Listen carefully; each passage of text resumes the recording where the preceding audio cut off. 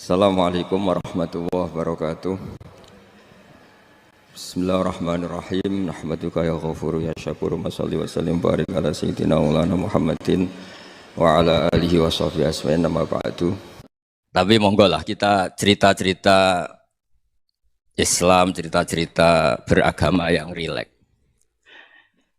Kita semua tadi seperti yang dikatakan Kadensus pernah disewani Mas Sufyan Sauri, juga beliau pernah ngaji. Sebetulnya dalam banyak hal-hal yang keseharian itu lebih prinsip ketimbang ide kita tentang hal-hal besar. Saya beri contoh, Allah itu Tuhan yang Maha Kuasa, yang menguasai alam raya ini. Kadang-kadang menjelaskan dirinya itu hanya alladzi at'amahum min ju'. Saya ini Tuhan yang memberi makan kamu saat Anda lapar, saat kalian lapar. Jadi untuk beriman kepada Tuhan yang Maha Esa, kepada Allah, kamu yakin yang memberi makan kamu itu Tuhan. Apapun kecewanya Anda terhadap tetangga, terhadap negara, terhadap mertua, terhadap istri, itu kecewa Anda tidak akan mati. Tapi kalau tidak makan itu mati. Sehingga Allah mensifati dirinya kadang pakai keseharian. Alladzi at'amahum min ju'. Tuhan itu siapa? Yang memberi makan kamu ketika lapar. Tapi kamu untuk syukur itu nunggu punya istri cantik, neriman, gampang diatur, membolehkan poligami. Terus 4 istri itu neriman semua, loyal semua. Itu sombong betul. Mau syukur saja kok repotnya seperti itu. Jadi mau syukur ya ada makanan dimakan. Itu. Kalau ngantuk ya tidur. Ayatnya wa min ayatihi manamukum billaili wan nahar. Maksud ayat Allah itu tidur. Nah keangkuhan-keangkuhan ini yang menjadikan kita itu jadi repot hidup. Wong untuk syukur kok nunggu tadi. Mertua baik, tetangga baik, istri baik. Apa saja di sekelilingnya harus baik. Nah keinginan berlebihan ini menjadikan kita lupa ada hal-hal yang paling kita butuhkan. Yaitu oksigen. Kita boleh nempat di buminya Allah. Alladzi ja'ala lakumul ardo firasya. Bumi kamu tempati enak. Coba kalau gempa. Apa artinya istri 4 cantik semua kalau pas digoyang apa? Gempa. Apa artinya kamu jabat? Entah apa saja jabatannya. Kalau bumi likuifaksi, habis kamu. Kiai meskipun dai kondang umatnya jutaan, kalau likuifaksi di panggung hancur. Tapi nikmat-nikmat yang disebut Allah seperti kita kaji keseharian. Alladzi ja'ala lakumul ardo mahda. Allah itu yang menjadikan bumi dalulan, yang mudah diinjak. Famshu fi mana biya, silahkan pakai jalan-jalan. Jadi saya termasuk benar-benar kiai Jawa. Kalau kerennya Kiai Nusantara atau Kiai Indonesia lah. Diajari bapak saya Kiai Haji Nur Salim, diajari Mbah Maimun. Itu Islam itu keseharian. Karena ketika Anda memilih hal-hal yang serius, itu tujuan utamanya nyari ridhonya Allah. Dan ridhonya Allah bisa kamu dapatkan sesuatu yang pasti benar.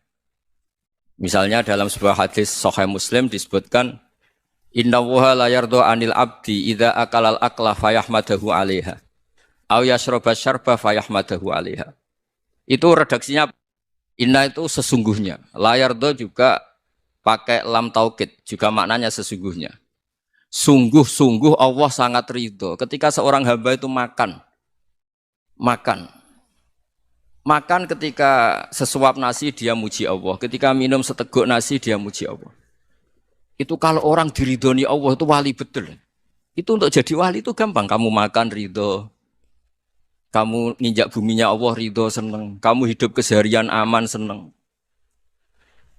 Nah ini supaya sampean kita semua lah. Kita semua ngaji betapa panduan Rasulullah untuk menggapai ridho Allah itu banyak yang keseharian sekali. Saking kesehariannya banyak dalam hadis dan itu sahih. Nabi menyebut hal-hal yang keseharian. Hatta ma tas'alu fi imra'atika. Kamu punya uang kemudian istri kamu bisa makan itu ibadah. Bahkan sebagian ibadah itu dicontohkan Nabi yang akhirnya diprotes sahabat. Yaitu wafi buti ahadikum sodakoh. Kamu menggauli istri kamu itu ya sodakoh. Sampai sahabat bilang yang benar ya Rasulullah. Ayati ahaduna syahwatahu wa huwa lahu ajrun. Masa urusan biologis, urusan syahwat kemudian dia dapat pahala. Nabi menjawab, alai salawadu'aha fi haramin akana alaihi wisrun. Bagaimana kalau dia meletakkan ke yang tidak benar itu kan dosa. Nah, hal-hal seperti ini yang saya ingin teman-teman semua lah, semua. Saya juga agak ingin ngaji demi Anda juga agak ingin. Itu dosa sekali ngaji kok pesanan kelompok tertentu itu enggak boleh. Islam itu untuk semua. Jadi Ya cuma karena di depan saya jenengan ya seakan-akan jenengan korbannya. Itu ada ilmunya dalam usul fikih itu. Jadi orang itu harus ngaji usul fikih. Nama yang disebut, mungkin Mas Sufyan masih ingat zaman ngaji usul fikih. Nama yang disebut itu tidak jaminan sebagai prioritas perintah. Jadi misalnya gini, kebetulan yang di depan Nabi itu Abu Dzar. Nabi ya bilang, ya Abu Dzarin ini uhibbuka misalnya, atau ya Mu'ad ini uhibbuka, atau ya Abu Hurairah ini uhibbuka misalnya. Banyaklah riwayat yang Nabi nyebut ya Abu Dzarin, ya Mu'ad, ya Abu Hurairah. Kemudian misalnya Nabi meneruskan khitab, ini uhibbuka, saya mencintai kamu, fakul dubur sholatin, atau sebagian riwayat disebut fala tada'anna dubura kulli sholatin, Allahumma inni ala dzikrika wa syukrika wa husni ibadatik. Saya mencintai kamu, siapa saja. Mu'ad bisa, Abu Dzar bisa siapa. Saya mencintai kamu, mohon kalau habis sholat kamu jangan lupa wiridan Allahumma a'inni ala dzikrika wa syukrika wa husni ibadatik. Ya Allah, tolong kami permudah supaya mudah ingat engkau. Anda tidak bisa mentang-mentang, wong nama saya Parmin, nama saya Purnomo, itu yang diperintahkan Mu'ad misalnya. Jadi yang disebut satu, tapi khitab itu untuk siapa saja. Saya teruskan ya. Jadi saya mohon semua kita melakukan kebaikan itu kalau dalam kaidah fikih disebut al yakin la yuzalu bisyak. Banyak kebaikan yang kebenarannya itu 100%. Tidak punya efek samping ke pihak lain, ke kelompok lain, ke komunitas lain. Yaitu tadi misalnya Anda makan dan itu murah sekali, hanya butuh satu piring. Setiap kunyahan kamu muji Allah, setiap minum kamu muji Allah. Itu redaksinya Rasulullah SAW disebut Allah sangat ridho ketika seorang hamba makan, kemudian dia memuji Allah. Atau minum, kemudian dia muji Allah. Logikanya gampang, negara seperti ini yang kamu harapkan bentuknya kayak apa, mertua, ipar, komunitas, tetangga. Itu nyata terjadi itu kan belum pasti. Sementara yang mesti terjadi adalah kamu butuh makan, kalau tidak mati. Butuh minum, kalau tidak mati. Butuh bumi yang nyaman ditempati, kalau tidak kita juga mati. Sebab itu Allah kalau menyebut nikmatnya itu hal-hal yang keseharian. Alladzi at'amahum min ju'. Allah itu siapa? Allah itu yang menciptakan kamu bisa makan. Tidak berlebihan, Allah itu yang menciptakan kondisi sosial itu ideal. Zaman Nabi itu ya ada orang munafik. Orang-orang pilihan Allah itu juga diuji orang sekelilingnya yang macam-macam. Semua diuji sesuai konteks zaman dan waktu. Nah, tapi ada ibadah-ibadah yang selalu disarankan Nabi. Sampai Nabi itu pernah ditanya, Ayul Islam ya khairun ya Rasulullah, Islam terbaik itu gimana? Jawaban Nabi itu unik. It'amu to'am. Islam terbaik itu ya makan-makan, santai-santai. Ketika Allah menyebut beberapa kebaikan, falak tahamal aqobah wa ma adrokan apa? Mal aqobah. Terusannya apa? Fakku raqobah. Terusannya apa? Au it'amun fi yaumin di masubah. Ya itu acara makan-makan itu juga Islam. Kenapa? Ya bayangkan kalau tidak ada makanan, kita mati kan? Kondisi sosial tidak ideal itu Anda masih gak apa-apa. Tapi kalau Anda tidak makan, Anda tidak minum, kamu punya istri cerewet masih bisa hidup, punya mertua cerewet masih bisa hidup. Tapi kalau tidak makan bisa mati. Berarti penting mana istri sama makan? Penting mana? Makan. Semoga istri Anda dengar, nanti kamu disuruh makan tapi pulang deh. Itu kalau dibahasakan makan masih memahami. Penting mana nasi satu piring dengan istri. Enggak ada nasi mati, enggak ada istri belum mati. Penting mana? Enggak berani jawab kan? Nah, ternyata Anda ada garang kan di depan istri. Jadi saya mohonlah, mungkin Mas Sufyan Sauri tadi yang bisa bantulah. Teman-teman tuh ngaji yang keseharian saja. Karena kita nyari ridho Allah itu berdasar firman Allah. Dan firman Allah itu menyebut keseharian tuh riang, gampang. Yaitu tadi misalnya wa min ayatihi manamukum billaili wanar. Termasuk ayat-ayat Allah itu kamu tidur. Maka dulu itu ada guyonan, ada tokoh Mu'tazilah, kelompok dalam Islam yang berpikir manusia itu bisa menentukan ikhtiarnya sendiri. Karena saya bisa duduk, ingin berdiri, berdiri. Karena kelompok ini enggak terima kalau semua kehendak Allah, nanti bagaimana kalau semua kehendak Allah kok ada hisab, ya ada sanksi. Lucunya itu, dia akhirnya, ini cerita ya, mencintai seorang perempuan, cantik sekali. Dan itu dia menjadi ahli sunnah itu oleh hal-hal yang sepele. Karena istrinya cantik, Ya namanya suami istri itu hubungan intim. Terus ditanya, Mas, masih ingin lagi? Masih. Silahkan diulang lagi. Wah ya tidak bisa. Katanya manusia bisa menentukan yang diinginkan. Itu tobat itu. Itu nggak bisa ditobatkan Mas Sufyan Ats-Tsauri. Orang cantik yang mudah nobatkan orang itu orang cantik. Segampang itu. Akhirnya kita tahu, makanya kalau dalam kitab Hikam itu disebut al-akil mayakul madza yaf'alu wa hubi wal ghafil mayakul madza af'al. Orang yang punya akal karena sadar ini wilayah Allah, semua milik Tuhan. Itu dia tiap hari berpikir, besok Allah akan melakukan apa terhadap dunia ini. Kamu merencanakan suatu mau plesir ternyata gempa. Mau wisata ke Rusia ternyata perang. Kamu tidak pernah tahu apa yang akan terjadi besok. Wa ma tadri nafsum madza taksibu ghada. Tapi Anda semua kita ini sering punya jadwal permanen. Makanya saya kalau diundang siapa saja, sana takdir. Yang jelas Gus ini acara penting. Ya masih acara penting nak pangeran ngersakno piye? Kok ape dadi pangeran? Kamu kok mau jadi Tuhan? Itu kadang ya kiai gitu. Penting Gus acara ini jenengan harus memastikan bisa. Loh kamu itu yang ngajarin tauhid, sesuatu itu biadillah kok bilang-bilang apa pasti. Kalau maksa terus tak tobatkan dong kamu kata saya itu. Ya kalau gitu Gus bilang insya Allah. Wah itu hati saya, fisik saya, roh saya sudah bilang insya Allah. Tidak usah kamu latih kata saya. Nah hal-hal tauhid keseharian itu gampang sebetulnya. Wal ghafil yaqulu madza af'al. Tapi orang yang lupa Allah dia setiap hari bilang besok apa? Kita bisa melakukan apa? Seakan-akan dia itu aktor, dia penting, dia subjek permanen, dia. Padahal kita ini hanya objek kehendak Allah Subhanahu wa taala. Karena kita yakin sesuatu yang terjadi di alam raya ini kita tidak bisa apa-apa. Makanya saya sering ngaji, sering bilang saya. Ketika Anda mensifati Allah, Dia yang menghidupkan. Sudah itu tanamkan sehingga ketika kita mati santai saja. Kenapa santai? Allah punya cara menghidupkan kita. Zaman kita hidup juga gak tahu caranya ngelola jantung, ngelola paru-paru. Kamu juga gak tahu ngelola oksigen yang tidak beracun, tidak mengandung polusi. Tahu-tahu hidup. Gak ingin tua ya tahu-tahu tua. Gak ingin mati tahu-tahu mati. Selama ini kita hidup juga gak tahu apa sebetulnya. Hanya gaya tok, punya jadwal, punya planning.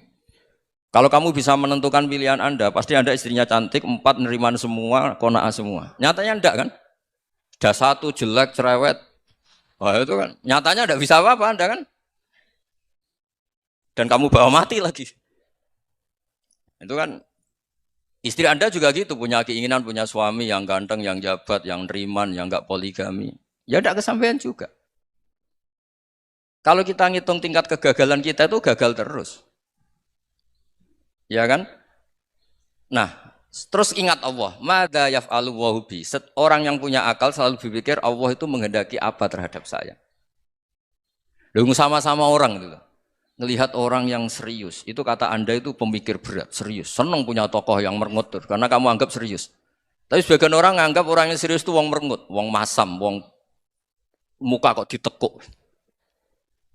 Jadi sama itu hati ya muqallibal qulub tsabbit qalbi ala dini karena kita enggak tahu cara berpikir kita tentang orang lain, tentang sekeliling kita. Misalnya kita orang baik yang jenis ngrumat fakir miskin. Ada orang bangun masjid mewah itu janggal. Apa artinya masjid mewah kalau banyak orang kelaparan? Tapi kalau yang jenis pendidikan apa artinya masjid mewah kalau enggak bisa ngaji?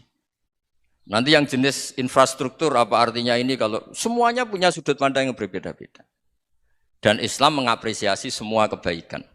Tapi katakan semua kebaikan itu adalah kehendak Allah Subhanahu wa taala. Karena apapun baik Anda itu pakai fasilitas yang diberikan oleh Allah Subhanahu wa taala. Sehingga ini yang disebut qulillah tsumadarhum fi khawdihim yal'abun. Ya kembali tadi ke tema-tema bahwa keseharian Anda ini sudah Islami. Saat Anda tidak bisa melakukan apa saja. Saya sering ada jenazah, biasanya kalau tetangga meninggal saya sering disuruh ngelepas. Saya bilang orang ini baik karena sering ngelamun di rumah, sering nganggur di rumah. Ditanya sama anaknya, kenapa Gus nganggur baik? Ya kalau dia nganggur artinya juga enggak berbuat sesuatu yang maksiat kan? Ya kan? Orang nganggur di rumahnya ya enggak bunuh orang, enggak maling, enggak korupsi, ya namanya nganggur di rumah. Lah cuma istri cara pandang nganggur enggak menghasilkan uang gitu. Tapi juga enggak menghasilkan kriminal kan? Jadi sebenarnya Islam itu makanya kalau sampai ngaji usul fikih itu ada kitab usul fikih namanya Lubul Usul itu terkenal sekali di pesantren itu. Itu kalau ngapresiasi keseharian itu luar biasa. Izma min mubahin illa wa yatahaqqaqu bihi tarku haramimma. Karena keseharian yang mubah saat Anda lakukan itu ada kehebatan yang luar biasa, yaitu meninggalkan haram. Makanya dulu banyak orang-orang alim ketemu temannya itu guyon sampai semalaman. Itu biasanya yang semangat Islam, itu kiai kok ndak tahajud, kiai kok ndak witir. Orang yang sedang mapan uangnya banyak, malam itu ndak kelayaban itu sudah luar biasa. Melawan nafsu supaya tidak maksiat itu sudah luar biasa, supaya lupa guyon sama temannya semalaman sampai subuh. Gejolok-gejolokan ngenang zaman miskin, zaman kuliah gak jelas, zaman apa. Melihatnya jangan tarkut tahajud. Seperti ini meninggalkan tahajud, tapi meninggalnya ini talkul muharramat. Jadi kayak apa hebatnya? Sehingga Imam Ghazali punya riwayat yang agak unik. Hatta takuna ibadatu akhiri hadil ummah iku an-naum. Sehingga suatu saat ibadah terbaik umat ini itu tidur. Itu kan riwayat kontroversi. Ketika Imam Ghazali ditanya, kenapa iya? Kenapa kamu mulai keluar dari rumah itu sudah banyak maksiat? Melihat perempuan yang enggak mahram, melihat fenomena. Tapi kalau kamu tidur itu enggak melihat apa-apa. Tapi juga kamu jangan nganggap tidur itu ibadah betul. Saatnya melakukan fardhu ain malah masih tidur. Tapi itu sudut pandang yang menjadikan kita Islam itu gampang. Jadi saat Anda tidak bisa aktivitas apa-apa, misalnya ada beberapa orang yang lumpuh. Lumpuh itu memang nggak bisa Jumatan, nggak bisa ibadah, tapi dia juga nggak bisa maksiat. Tidur itu memang Anda saat itu nggak bisa tahajud, nggak bisa witir, tapi saat itu ada zina, ada maling, nggak gosipkan orang, nggak bully orang, nggak menanamkan kebencian, nggak hasud. Sehingga tidur menurut Allah Taala wa min ayatihi manamukum billaili apa? Wan-nahar. Karena di tidur itu selain ada unsur istirahat, jaga kestamina, juga ada unsur meninggalkan beberapa keburukan. Nah, saya mohon ibadah yang keseharian ini kita jaga. Supaya kita semua baca ayat itu fasih. Fasih itu tertanam di hati. Allah itu siapa? Alladzi at'amahum min ju'i wa amanahum min khauf. Dan Allah kalau cerita di Quran itu anna sababnal ma'a sabba tsumma syaqqaqnal ardha wa syaqqa fa ambatna fiha habba wa inaba wa qadba wa zaituna wa nakhla wa hada'iqa hulba. Kamu tahu saya ini siapa kata Allah? Saya ini adalah Tuhan yang menurunkan air, kemudian ada tanaman banyak. Habba wa inaba wa qadba, ada zaitun, ada tin, kalau orang Jawa mungkin ada tela, ada padi, ada mangga, ada pisang. Sudah. Wa inaba wa zaituna wa nakhla wa hada'iqa hulba, ada perkebunan yang lebat. Tujuannya apa? Mata Allahkum, silahkan kamu pakai, kamu nikmati. Tapi karena kadang kita ini punya ide-ide besar. Tadi untuk syukur saja nunggu punya istri riman, rumah baik, tetangga baik, komunitas baik, semuanya baik baru syukur. Lama-lama nanti ada di surga, syukurnya nunggu surga paling kelas A. Itu sudah ada yang menghuni Rasulullah, kamu nggak boleh di situ. Masa untuk syukur saja? Repotnya Masya Allah. Jadi mohonlah Quran yang kalau Anda hafalkan juz sama itu kan ada ayat-ayat yang kayak tadi. Ya, fal yang dzuril insanu ila ta'ami. Coba lihat apa yang kamu makan ya? Dari mana? Dan untuk mempertahankan hidup kamu keseharian. Jadi jangan kira ibadah itu harus membentuk komunitas yang versi Anda. Ibadah itu harus yang hal yang mulu-mulu. Kesehariannya Anda alami. Loh ini saya tidak bikin-bikin. Saya ngaji bukan karena berdasar pesanan. Itu ayat yang saya baca kan betul ada ayatnya kan. Fal yang dzuril insanu ila ta'ami. Anna sababnal ma'a sabba. Tsumma syaqqaqnal ardha syaqqa. Fa ambasna fiha habba wa inaba wa qadba wa zaituna wa nakhla wa hada'iqa khulba. Terusannya apa? Mata'al lakum, silakan kamu nikmati. Mata itu silakan kamu nikmati. Ya kayak sampean dikasih hidangan ya makan. Ya sudah makan. Habis makan ya minum. Habis itu ngantuk ya tidur. Ya sudah normal-normal saja. Kayak apa indahnya Islam. Tapi Anda mencari Islam yang gimana lagi? Nah itu yang diajarkan guru-guru kita, diajarkan sanad kita sampai Wali Songo, sampai Rasulullah SAW.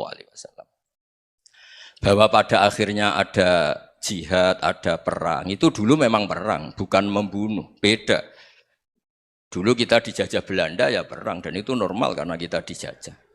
Jadi ketika orang lain ingin baik sama kita, wa in ahadum minal musyrikin astajaroka ya fa'jirhu hatta yasma'a kalam Allah. Kalau mereka ingin baik ya kita baik. Makanya ada istilah mustakman, mu'ahad. Kalau mereka ingin damai, berdampingan dengan kemajmukan ya itu yang lebih baik. Karena memang Islam menghormati proses perdamaian. Wa in janahu napa lisalmi ya fajnah lah. Kalau ingin damai ya kita harus damai. Jadi andai kan dulu Belanda datang ke Indonesia kok minta besanan gitu. Ya mungkin kita juga seneng karena memperbaiki hidung kan kalau minta besanan gitu. Nah tapi wong jajah dulu itu kan masalah kan? Apa? Masalah kan? Jadi saya mohon ya, jadi apa? Saya tadi minta sama Bapak Kadensus kemarin juga pernah main ke saya. Jangan sering ketemu saya ini sudah uzlah, saya ini sudah mau daftar jadi resi. Saya itu kemarin di muktamar juga agak datang, acara di Jogja juga sudah. Karena memang keluarga saya dulu itu bahasa ya, bapaknya bapak saya itu nggak keluar rumah itu puluhan tahun. Memang punya adat uzlah. Ya makanya ngaji saya ngaji aja yang gampang-gampang aja, yang nggak orderan, nggak pesenan ngaji aja dulu yang gampang. Saya ikhlas, yakin betul saya ikhlas. Ikhlas itu menurut saya itu roh. Orang nggak ikhlas itu menurut saya itu orang aneh. Ikhlas itu gampang, sudah saya bilang. Kalau kamu yakin ilmu itu milik Allah, ngasihkan juga ikhlas itu milik Allah. Apa sih yang kamu punyai sehingga kamu tidak ikhlas?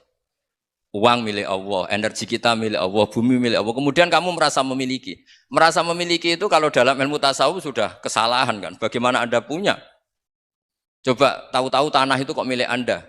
Karena saya beli, saya beli dari orang, dari Zaid. Padahal yang asli punya itu Allah. Apa benar kamu pernah beli sama Allah? Zaid ini pemilik nisbi, pemilik yang enggak sebenarnya kan. Ya enggak?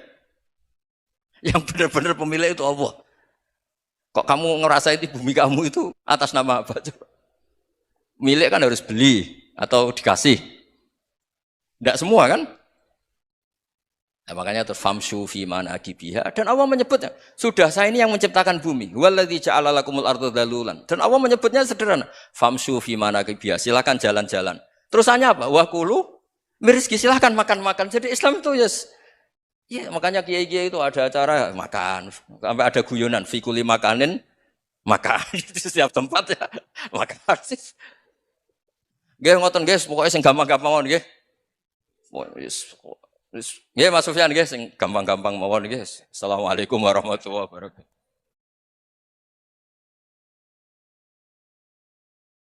Perasaan saya juga seluruh ulama di dunia. Saya ulang lagi, perasaan saya juga seluruh ulama di dunia. Bahwa Islam masuk itu macam-macam sebabnya.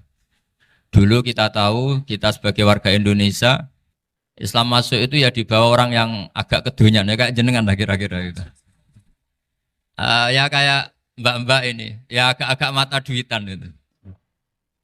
Karena kita tahu rata-rata ahli sejarah mengatakan Islam di Indonesia dibawa kiai apa pedagang. Pedagang tuh nyari uang apa nyari dakwah kira-kira. Ya semoga Anda mirip-mirip seperti itu. Ya jadi nyari uang karena ada nurani Islam sehingga tetap saja membawa Islam.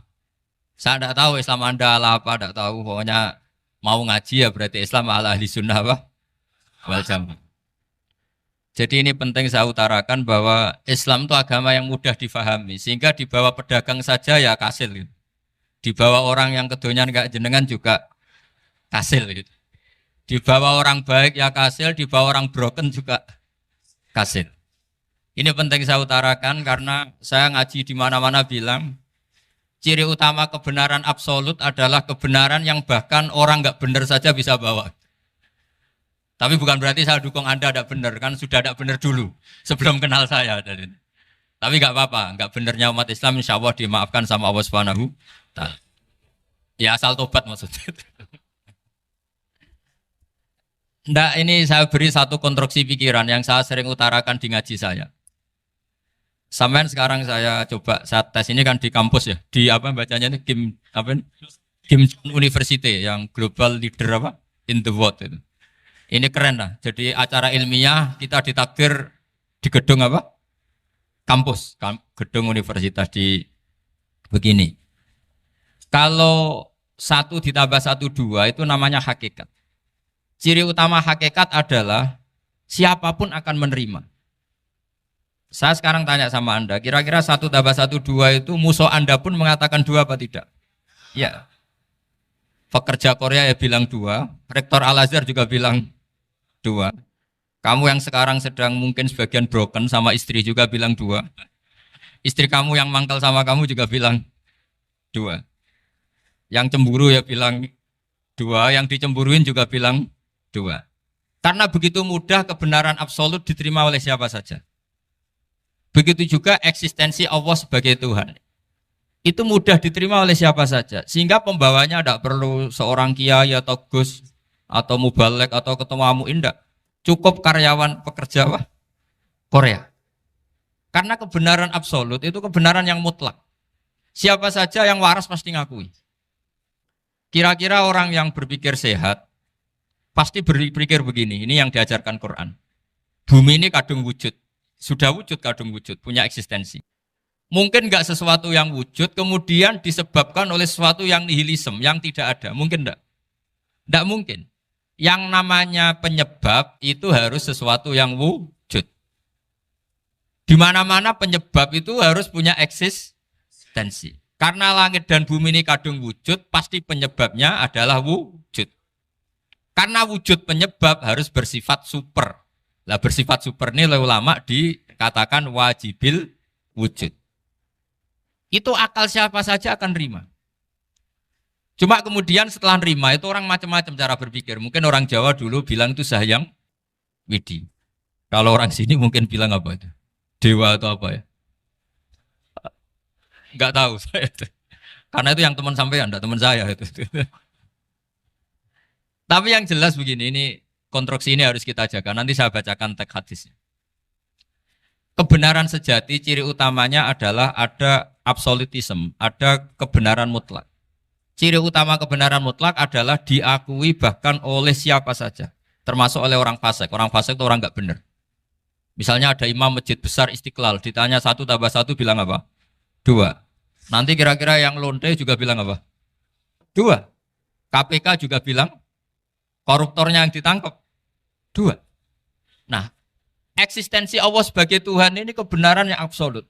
Maka agama ini juga boleh diterima oleh siapa saja, termasuk oleh orang fasik, orang nggak jelas. Ini penting saya utarakan karena sekarang marak kelompok yang mengatakan orang Islam kalau zina menjadi tidak muslim, orang Islam kalau korupsi menjadi tidak muslim. Salah sedikit tahlilan jadi kafir, percaya wasilah jadi itu tidak benar seperti itu. Karena kebenaran eksistensi itu kebenaran yang nggak bisa diganggu gugat. Seperti Anda ini kan warga Indonesia. KPK ya warga Indonesia, koruptornya juga warga. Apa setelah dia korupsi lalu tidak warga Indonesia? Tetap warga. Orang yang meyakini kalimat tauhid setelah dia salah, apa terus tidak ya tauhid? Kan tetap ya? Maka dia tetap Islam. Ini penting saya utarakan. Kalau seorang warga Indonesia yang koruptor, yang macam-macam saja tetap warga Indonesia, padahal banyak kesalahan. Karena status warga Indonesia adalah status yang permanen.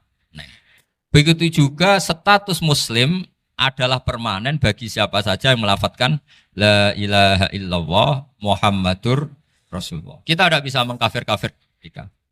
Itu juga yang sering dipesankan dan jadi ciri khas ulama ahli sunnah wal jamaah, tidak mengkafirkan orang Islam meskipun melakukan dosa besar. Soal dia salah nanti masuk neraka ya silakan saja, saya ada ikut, paham ya? Sampai bisa mencoba. Tapi tetap saja dia muslim. Analoginya tadi. Analoginya gampang sekali tadi. Orang Indonesia yang salah itu tidak akan merubah statusnya sebagai warga Indonesia. Karena ya memang dia berstatus warga Indonesia. Orang Islam yang sudah melafadzkan syahadat maka menjadi muslim. Saya di mana-mana berkampanye, berfatwa.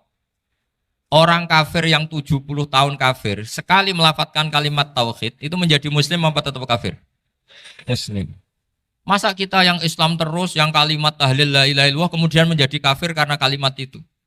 Itu faham aneh apa aneh? Wong yang kafir saja menjadi muslim karena kalimat tauhid, yang Islam menjadi kafir juga karena kalimat. Ini ngajak apa-apaan? Ya ngajak goblok-goblokan, kira-kira kan gitu. Ini penting saya utarakan karena ini penting. Nah, setelah kamu yakin tauhid, ciri utama tauhid itu apa? Menstatuskan sesuatu sebagaimana hakikatnya. Misalnya bumi Korea, ini statusnya tetap buminya apa? Maka dari awal saya husnudzon sekali sama Allah Subhanahu wa taala bahwa suatu saat di bumi mana saja itu ada tahlil. Enggak ngira kan ada ateis di sini, bumi ateis kemudian ada tahlil, ada sakduna, ada macam-macam. Karena kita ketika sholat, makanya saya tadi janji akan memaknai kalimat-kalimat yang sering Anda baca ketika sholat. Di sholat saat ada itidal ngendikan apa? Rabbana lakal hamdu, ayo dibaca. Mil'us samawati wa mil'ul ardi wa mil'u ma syi'ta min syai'im ba'du. Sama nani secara tradisi pesantren Rabbana do pangeran kita, laka iku kaduwe panjenengan alhamdulillah segala puji. Engkau punya segala puji. Mil'us samawati, yang pujian itu memenuhi langit. Tentu langit itu penuh dengan pujian. Semua malaikat bertasbih, bertahmid.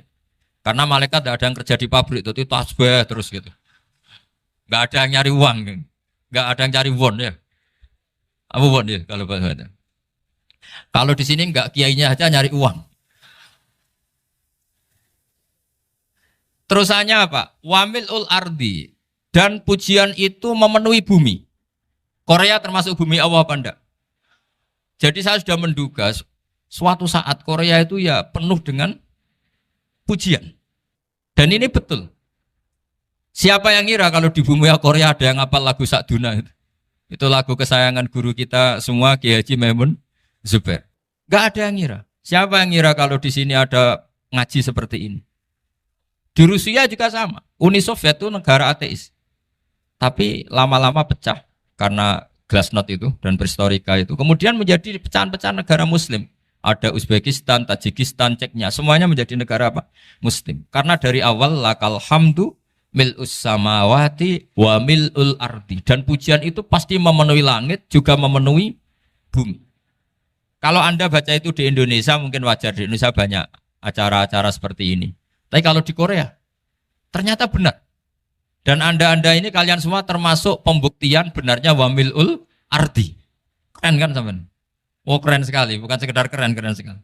Makanya saya jarang diundang pengajian mau, tapi diundang di Korea mau. Tapi saya ada niat datang undangan, memang saya ingin datang. Jadi, ya karena itu. Ini bentuk penghormatan saya. Bentuk penghormatan saya bahwa pada akhirnya benar-benar lakal hamdu mil'us samawati wa mil'ul ardi. Jadi Anda tidak perlu pesimis, dulu Indonesia juga seperti itu. Banyak Buddha, Hindu, semacam ateisme. Kemudian berkatnya para ulama sekarang jadi negara yang mayoritas Muslim. Korea, barokahnya orang-orang kedonyan seperti ini banyak Islam itu. Enggak apa-apa. Karena sebagian agama Islam, sebagian sejarah ditulis di bawah pedagang-pedagang Gujarat. Kira-kira orang Gujarat ke Indonesia dulu yang namanya pedagang cari apa? Uang. Tapi namanya orang Islam, hatinya tetap adanya tauhid. Nyari uang ya tetap sambil dakwah. Kalau yang ke Korea langsung kiai mungkin tidak seramai ini Islam. Karena kalau kiai datang langsung dicurigai jadi misionaris. Jadi ribet malah. Tapi kalau sampean nggak ada yang curiga. Namanya pekerja, pekerja saja nyari uang. Dan itu memang fakta. Cuma kadang ya sadar terus ya bagus lah seperti itu. Nggak apa-apa. Maksud saya ini saya memberi support, memberi tasjek bahwa Allah itu luar biasa. Jadi kalau ingin menyebarkan agamanya macam-macam. Kadang kiai tidak bisa mengislamkan orang, itu anak-anak mahasiswa pacaran, itu banyak yang pacarnya itu masuk Islam. Tapi sampean jangan bilang pacaran halal, ya tidak pernah halal. Tapi Allah kalau menghendaki memberi hidayah itu jalannya macam-macam. Ada yang lewat kerja, coba yang bayangkan ada tahlilan di Korea itu semua kiai tidak pernah bayangkan. Tapi setelah banyak pekerja di sini, kemudian mereka insaf atau sedang insaf, tidak tahu ini. Sampai kapan insafnya juga tidak tahu. Tapi yang jelas ini hebat. Ini apa? Hebat. Tahu-tahu ya seperti ini. Makanya iman saja Rabbana lakal hamdu mil'us samawati wa mil'ul ardi. Masih ditambahi wa mil'u ma syi'ta min syai'im ba'du. Karena Allah itu zat yang tidak terperikan, zat yang tidak terbatasi. Maka pujian di langit dan bumi ini masih kurang. Masih ada apa saja yang nanti akan dipenuhi oleh pujian kepada Allah Subhanahu wa ta'ala. Wa mil'u ma syi'ta min syai'im ba'du. Dan pujian kepada Engkau ya Allah akan memenuhi semua ruangan yang Engkau kehendaki. Mungkin suatu saat negara-negara yang sekarang yang paling minim Islam itu di Amerika Selatan. Kayak di Argentina dan sebagainya. Itu nanti suatu saat nanti suatu saat juga penuh dengan pujian karena tetap Rabbana lakal hamdu mil'us samawati wa mil'ul ardi wa mil'u ma syi'ta min syai'in ba'd. Saya di Jogja setiap akhir ngaji saya ajarin wiridan. Mungkin wiridan ini tidak asing bagi jenengan karena sering saya baca subhanallah wa bihamdihi adada khalqihi wa ridha nafsihi wa zinata arsyihi wa midada kalimat. Bahwa kita memuji Allah itu adada khalqi sesuai jumlah makhluk Allah. Semua makhluk Allah meskipun kelihatannya mengecewakan, ini semuanya memuji sama Allah Subhanahu wa taala. Meskipun kadang kita kecewa, kadang kita tidak cocok. Coba barokahnya Anda ini agak-agak kecewa gitu dengan Indonesia karena nggak menyediakan lapangan kerja untuk Anda. Tapi ya nggak kecewa-kecewa amat ya, agak-agak saja. Karena Anda tetap semua mencintai Indonesia. Gara-gara agak-agak kecewa cari negara lain. Akhirnya di Korea, ada yang di Jerman, ada di Inggris. Tapi bawaan pernah ngaji di musola, Islam ini ke bawah. Sehingga karena Islam ini ke bawah, tahu-tahu ada komunitas yang memikirkan Islam. Umumnya orang mikir Islam itu ya bikin masjid. Kalau di Korea unik, nyewa apa? Nyewa gedung untuk masjid. Itu kalau diceritakan di Indonesia aneh. Ini masjid sewaan. Masjid. Tapi kalau di sini lazim, karena kalau beli mahal ya cukup sewa. Saya tidak tahu kalau dalam terminologi agama tempat Anda sujud ini nanti jadi saksi di akhirat. Itu yang permanen apa yang sewaan tidak tahu. Jadi nanti bumi ini tanya, ya saya ya Allah pernah dipakai sujud, tapi setelah 1 tahun nggak kuat menambah lagi. Makanya saya dukung tadi yang ada gerakan masjid apa. Sebenarnya permanen nggak permanen itu tetap bagus, tidak usah memaksakan. Yang jelas saya sudah ikut nyumbang lelang tadi, dan saya berharap uang itu benar-benar untuk masjid. Kalau untuk tamirnya juga nggak apa-apa, yang penting untuk menghidupi masjid. Saya juga termasuk kiai yang nggak suka kalau hukum itu terlalu fanatik. Misalnya uang ini untuk masjid, kemudian imamnya diterlantarkan. Karena alasannya ini untuk masjid. Imam kan tidak masjid. Nah ini kalau imamnya nggak diservis, kemudian mutung terus pulang ke Indonesia. Ini jadi masalah. Tapi saya juga nggak suka kalau ada negara gitu. Betul-betul saya tidak suka. Yang imamnya itu terlalu diservis. Ini buruk sekali kan. Pernah ada anekdot, ini anekdot tapi nyata. Ada negara yang sangat sehat, Islamnya sangat sehat. Itu imamnya 1 bulan tuh digaji 70 juta. Kira-kira 70 juta dibagi 1 hari berapa? 5 sholat ya? 5 kali 30 berapa? Kira-kira saja. 150. Berarti per sholat dapat berapa ya? Kira-kira. Kan biasa potong gaji kalau... Berapa kira-kira? Singkat cerita, si kiai dari luar negeri tadi cerita apa Indonesia? Kiainya miskin-miskin, datang ke masjid kan kadang pakai ontel, adzan sendiri, qomat sendiri, sholat sendiri kadang. Itu nasib orang-orang Sragen dan Salatiga sebagian. Itu yang lapor karena mereka itu. Kalau Rembang insya Allah enggak. Tapi ada semuanya Salatiga, sebagian begitu. Itu yang cerita kiainya, bukan ini bukan hoax, memang kiainya cerita. Nasib kiai di Salatiga Gus katanya.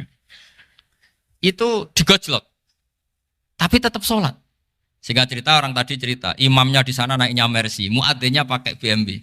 Itu tetangga sebelah Indonesia banyak yang fasilitas imam seperti itu. Karena gajinya sampai 70 juta. Setelah dia cerita bangga karena negaranya mengapresiasi imam sholat, sama ke Indonesia dia omongin gini, makanya kamu sholat terus, takut potong gaji ya. Gitu. Itu kagetnya bukan main dia. Dikira itu satu sifat kelebihan negaranya, ternyata buruk sekali karena imam sholat karena takut potongan gaji.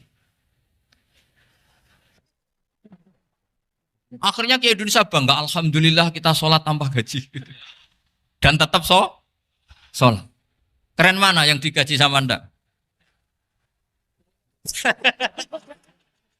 Ini yang di atas ini banyak calon imam. Tidak keren mana imam yang digaji sama Anda? Keren yang enggak. Tapi kalau pertanyaannya dibalik, keren mana jamaah yang peduli imamnya sama yang enggak peduli? Jadi jawabannya harus tetap seperti itu. Imamnya keren yang ikhlas. Tapi jamaahnya keren yang peduli imamnya. Jelas ini ya fatwa saya ya. Gimana? Imamnya baik yang ikhlas. Tapi jamaahnya baik yang peduli nasibnya. Tapi sekali imam dari awal enggak ikhlas itu harus di PHK. Itu bahaya bagi agama kalau awalnya sudah ada ikhlas. Karena nanti setelah habis subuh terus dihitung. Wong setahu saya sholat terus kok kenapa gajinya tinggal segini? Ya, setahu saya sholat terus kok gajinya tinggal segini. Terus nanti takmirnya bilang, kemarin duhur Pak Yai tidak ngimamin. Kemarin asar tidak ngimamin. Terus dihitung. Bisa enggak agama akan berjalan seperti itu? Enggak kan? Ya makanya pertanyaannya tadi, suka atau punya imam ikhlas? Suka. Tapi imamnya juga suka kalau jamaahnya peduli. Ini penting. Jadi saya mensupport Anda, mensupport kalian semua bahwa agama ini akan diurus oleh Allah Subhanahu wa taala. Makanya Sayyidina Umar radhiyallahu anhu kalau disuruh mikir agama itu tidak mau. Enggak mau betul. Ketika Umar jadi khalifah itu puncak keemasan masa Islam. Semuanya stabil, semuanya hebat.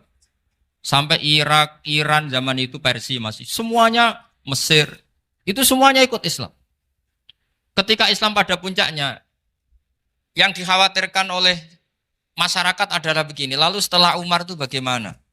Islam setelah dipimpin orang yang tangguh, yang kuat, yang waroi, yang zuhud. Lalu setelah Umar itu gimana? Tapi Umar disuruh mikir gak mau. Sampai setiap Abdullah bin Umar jalan-jalan di kampung-kampung itu abahnya dianggap pecundang. Tahu sampean pecundang? Orang yang gak tanggung jawab. Karena orang-orang bilang gini, ya Abdullah bin Umar, bagaimana pendapat Anda kalau ada penggembala kambing di tengah hutan atau di tengah padang rumput, kemudian dia ninggal gelanggang kambingnya. Kamu anggap penggembala ini gimana? Oh itu penggembala yang dolim itu. Pasti kalau kambing ditinggal ya kacau. Apalagi nih ummatu Rasulullah Shallallahu Alaihi Wasallam. Ini abah kamu tidak pernah wasiat, tidak pernah ngatur suksesi. Lalu Islam setelah dia bagaimana? Suruh dia ngomong penggantinya siapa? Karena beliau sudah sepuh harus ada suksesi. Akhirnya Abdullah bin Umar lapor ke Umar. Ini gimana bah orang mengkomplain begini, begini, begini. Apa kata Umar? Agama itu beda dengan kambing katanya. Agama itu milik Allah Subhanahu. Mbok saya pikir, tidak saya pikir tetap jalan. Nah ini terbukti. Jangan ulama ya ndak, mufti ya ndak, tapi bisa menjalankan agama. Kalau agama sampean pikir malah rusak. Sudah pokoknya lakukan saja, tidak usah dipikir. Akhirnya betul. Karena agama ini milik Allah. Soal kita serius memikirkannya itu karena khidmah. Karena kita ingin berbakti pada agama. Tapi Anda tidak boleh berpikir kalau agama ini butuh pemikiran Anda. Beda loh ya. Kita khidmah agama serius karena kita ingin mengkhidmai agama. Tapi agama ini tidak pernah butuh kita. Karena agama ini akan diurus oleh Allah Subhanahu. Coba pas sampean kecil, orang jilbaban di Indonesia itu banyak apa banyak sekarang? Banyak sekarang. Kiainya mutu orang dulu apa mutu orang sekarang? Tapi perkembangan Islam itu ramai sekarang apa ramai dulu? Ramai sekarang. Islam menyebar di seluruh dunia itu zaman Wali Songo, zaman sampean keren mana? Keren sekarang. Kualitas solehnya sampean sama Wali Songo? Wali Songo. Ini betul. Karena agama ini diurus oleh Allah Subhanahu wa taala. Maka kata Sayyidina Umar, agama ini innallaha ta'ala yahfadhu dinah. Innallaha ta'ala la yudhi'u khilafatahu waladina. Allah itu tidak akan menyia-nyiakan agamanya. Ini terbukti. Agama ini pernah dipimpin orang terbaik di dunia, yaitu Rasulullah Shallallahu Alaihi Wasallam. Ketika beliau intakola ila rofiqil ala, ketika beliau pindah ke alam sana, diteruskan oleh sahabat yang tentu jauh di bawah Rasulullah. Diteruskan tabiin, diteruskan para wali songo, diteruskan sang sampean yang jauh di bawah wali songo. Sejauh-jauhnya. Tapi agama jalan sampai Korea. Agama jalan sampai apa? Dulu Wali Songo itu hanya sampai Mojokerto, sampai Tulungagung. Di bawah sampean, Kelayaban sampai mana ini? Korea. Coba kalau Allah tidak ngurus, nggak bisa. Yang gerakkan hatinya sampean peduli sama masjid siapa? Allah Subhanahu wa taala. Yang menggerakkan hati sampean peduli sama agama siapa? Tapi yang menggerakkan sampean ke Korea apa? Uang kan?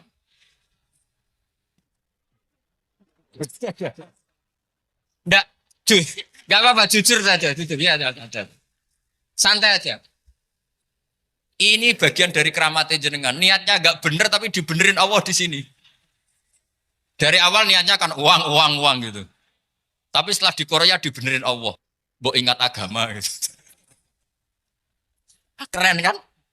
Makanya yang syukur sama Allah Subhanahu wa taala. Yang bisa hanya Allah taala. Makanya dalam dunia kiai selalu baca apa? Alhamdulillah alladzi hadana li hadza wa ma kunna linahtadiya laula an hadana Allah. Alhamdulillah kita diberi hidayat seperti ini. Kalau tidak Allah tidak bisa.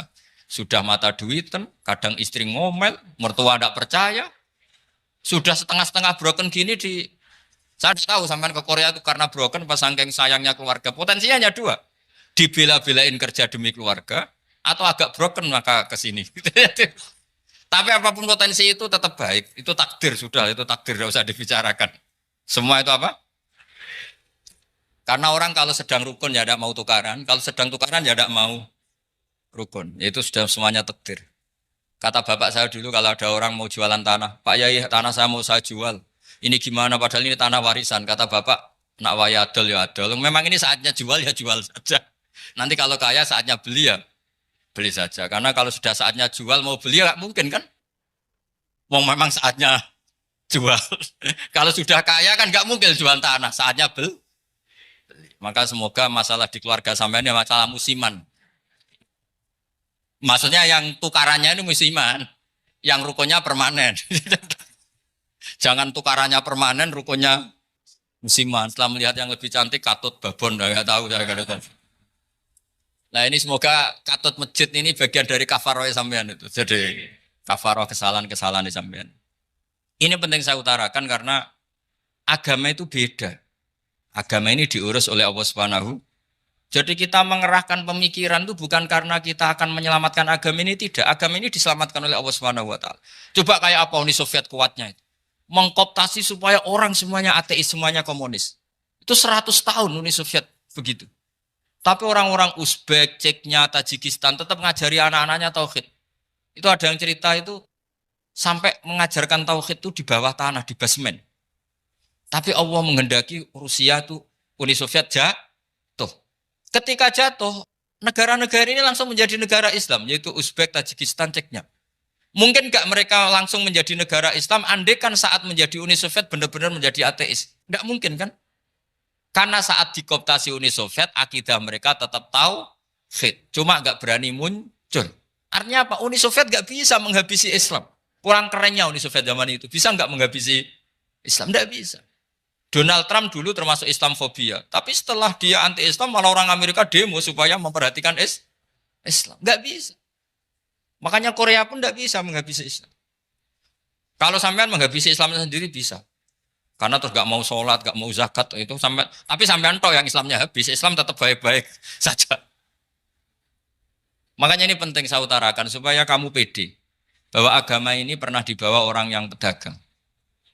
Ya soal ada sebagian pendakwah yang ikhlas ya banyak, tapi sejarah yang gampang kita lihat adalah Islam itu dibawa oleh apa? Pedagang Gujarat, pedagang India.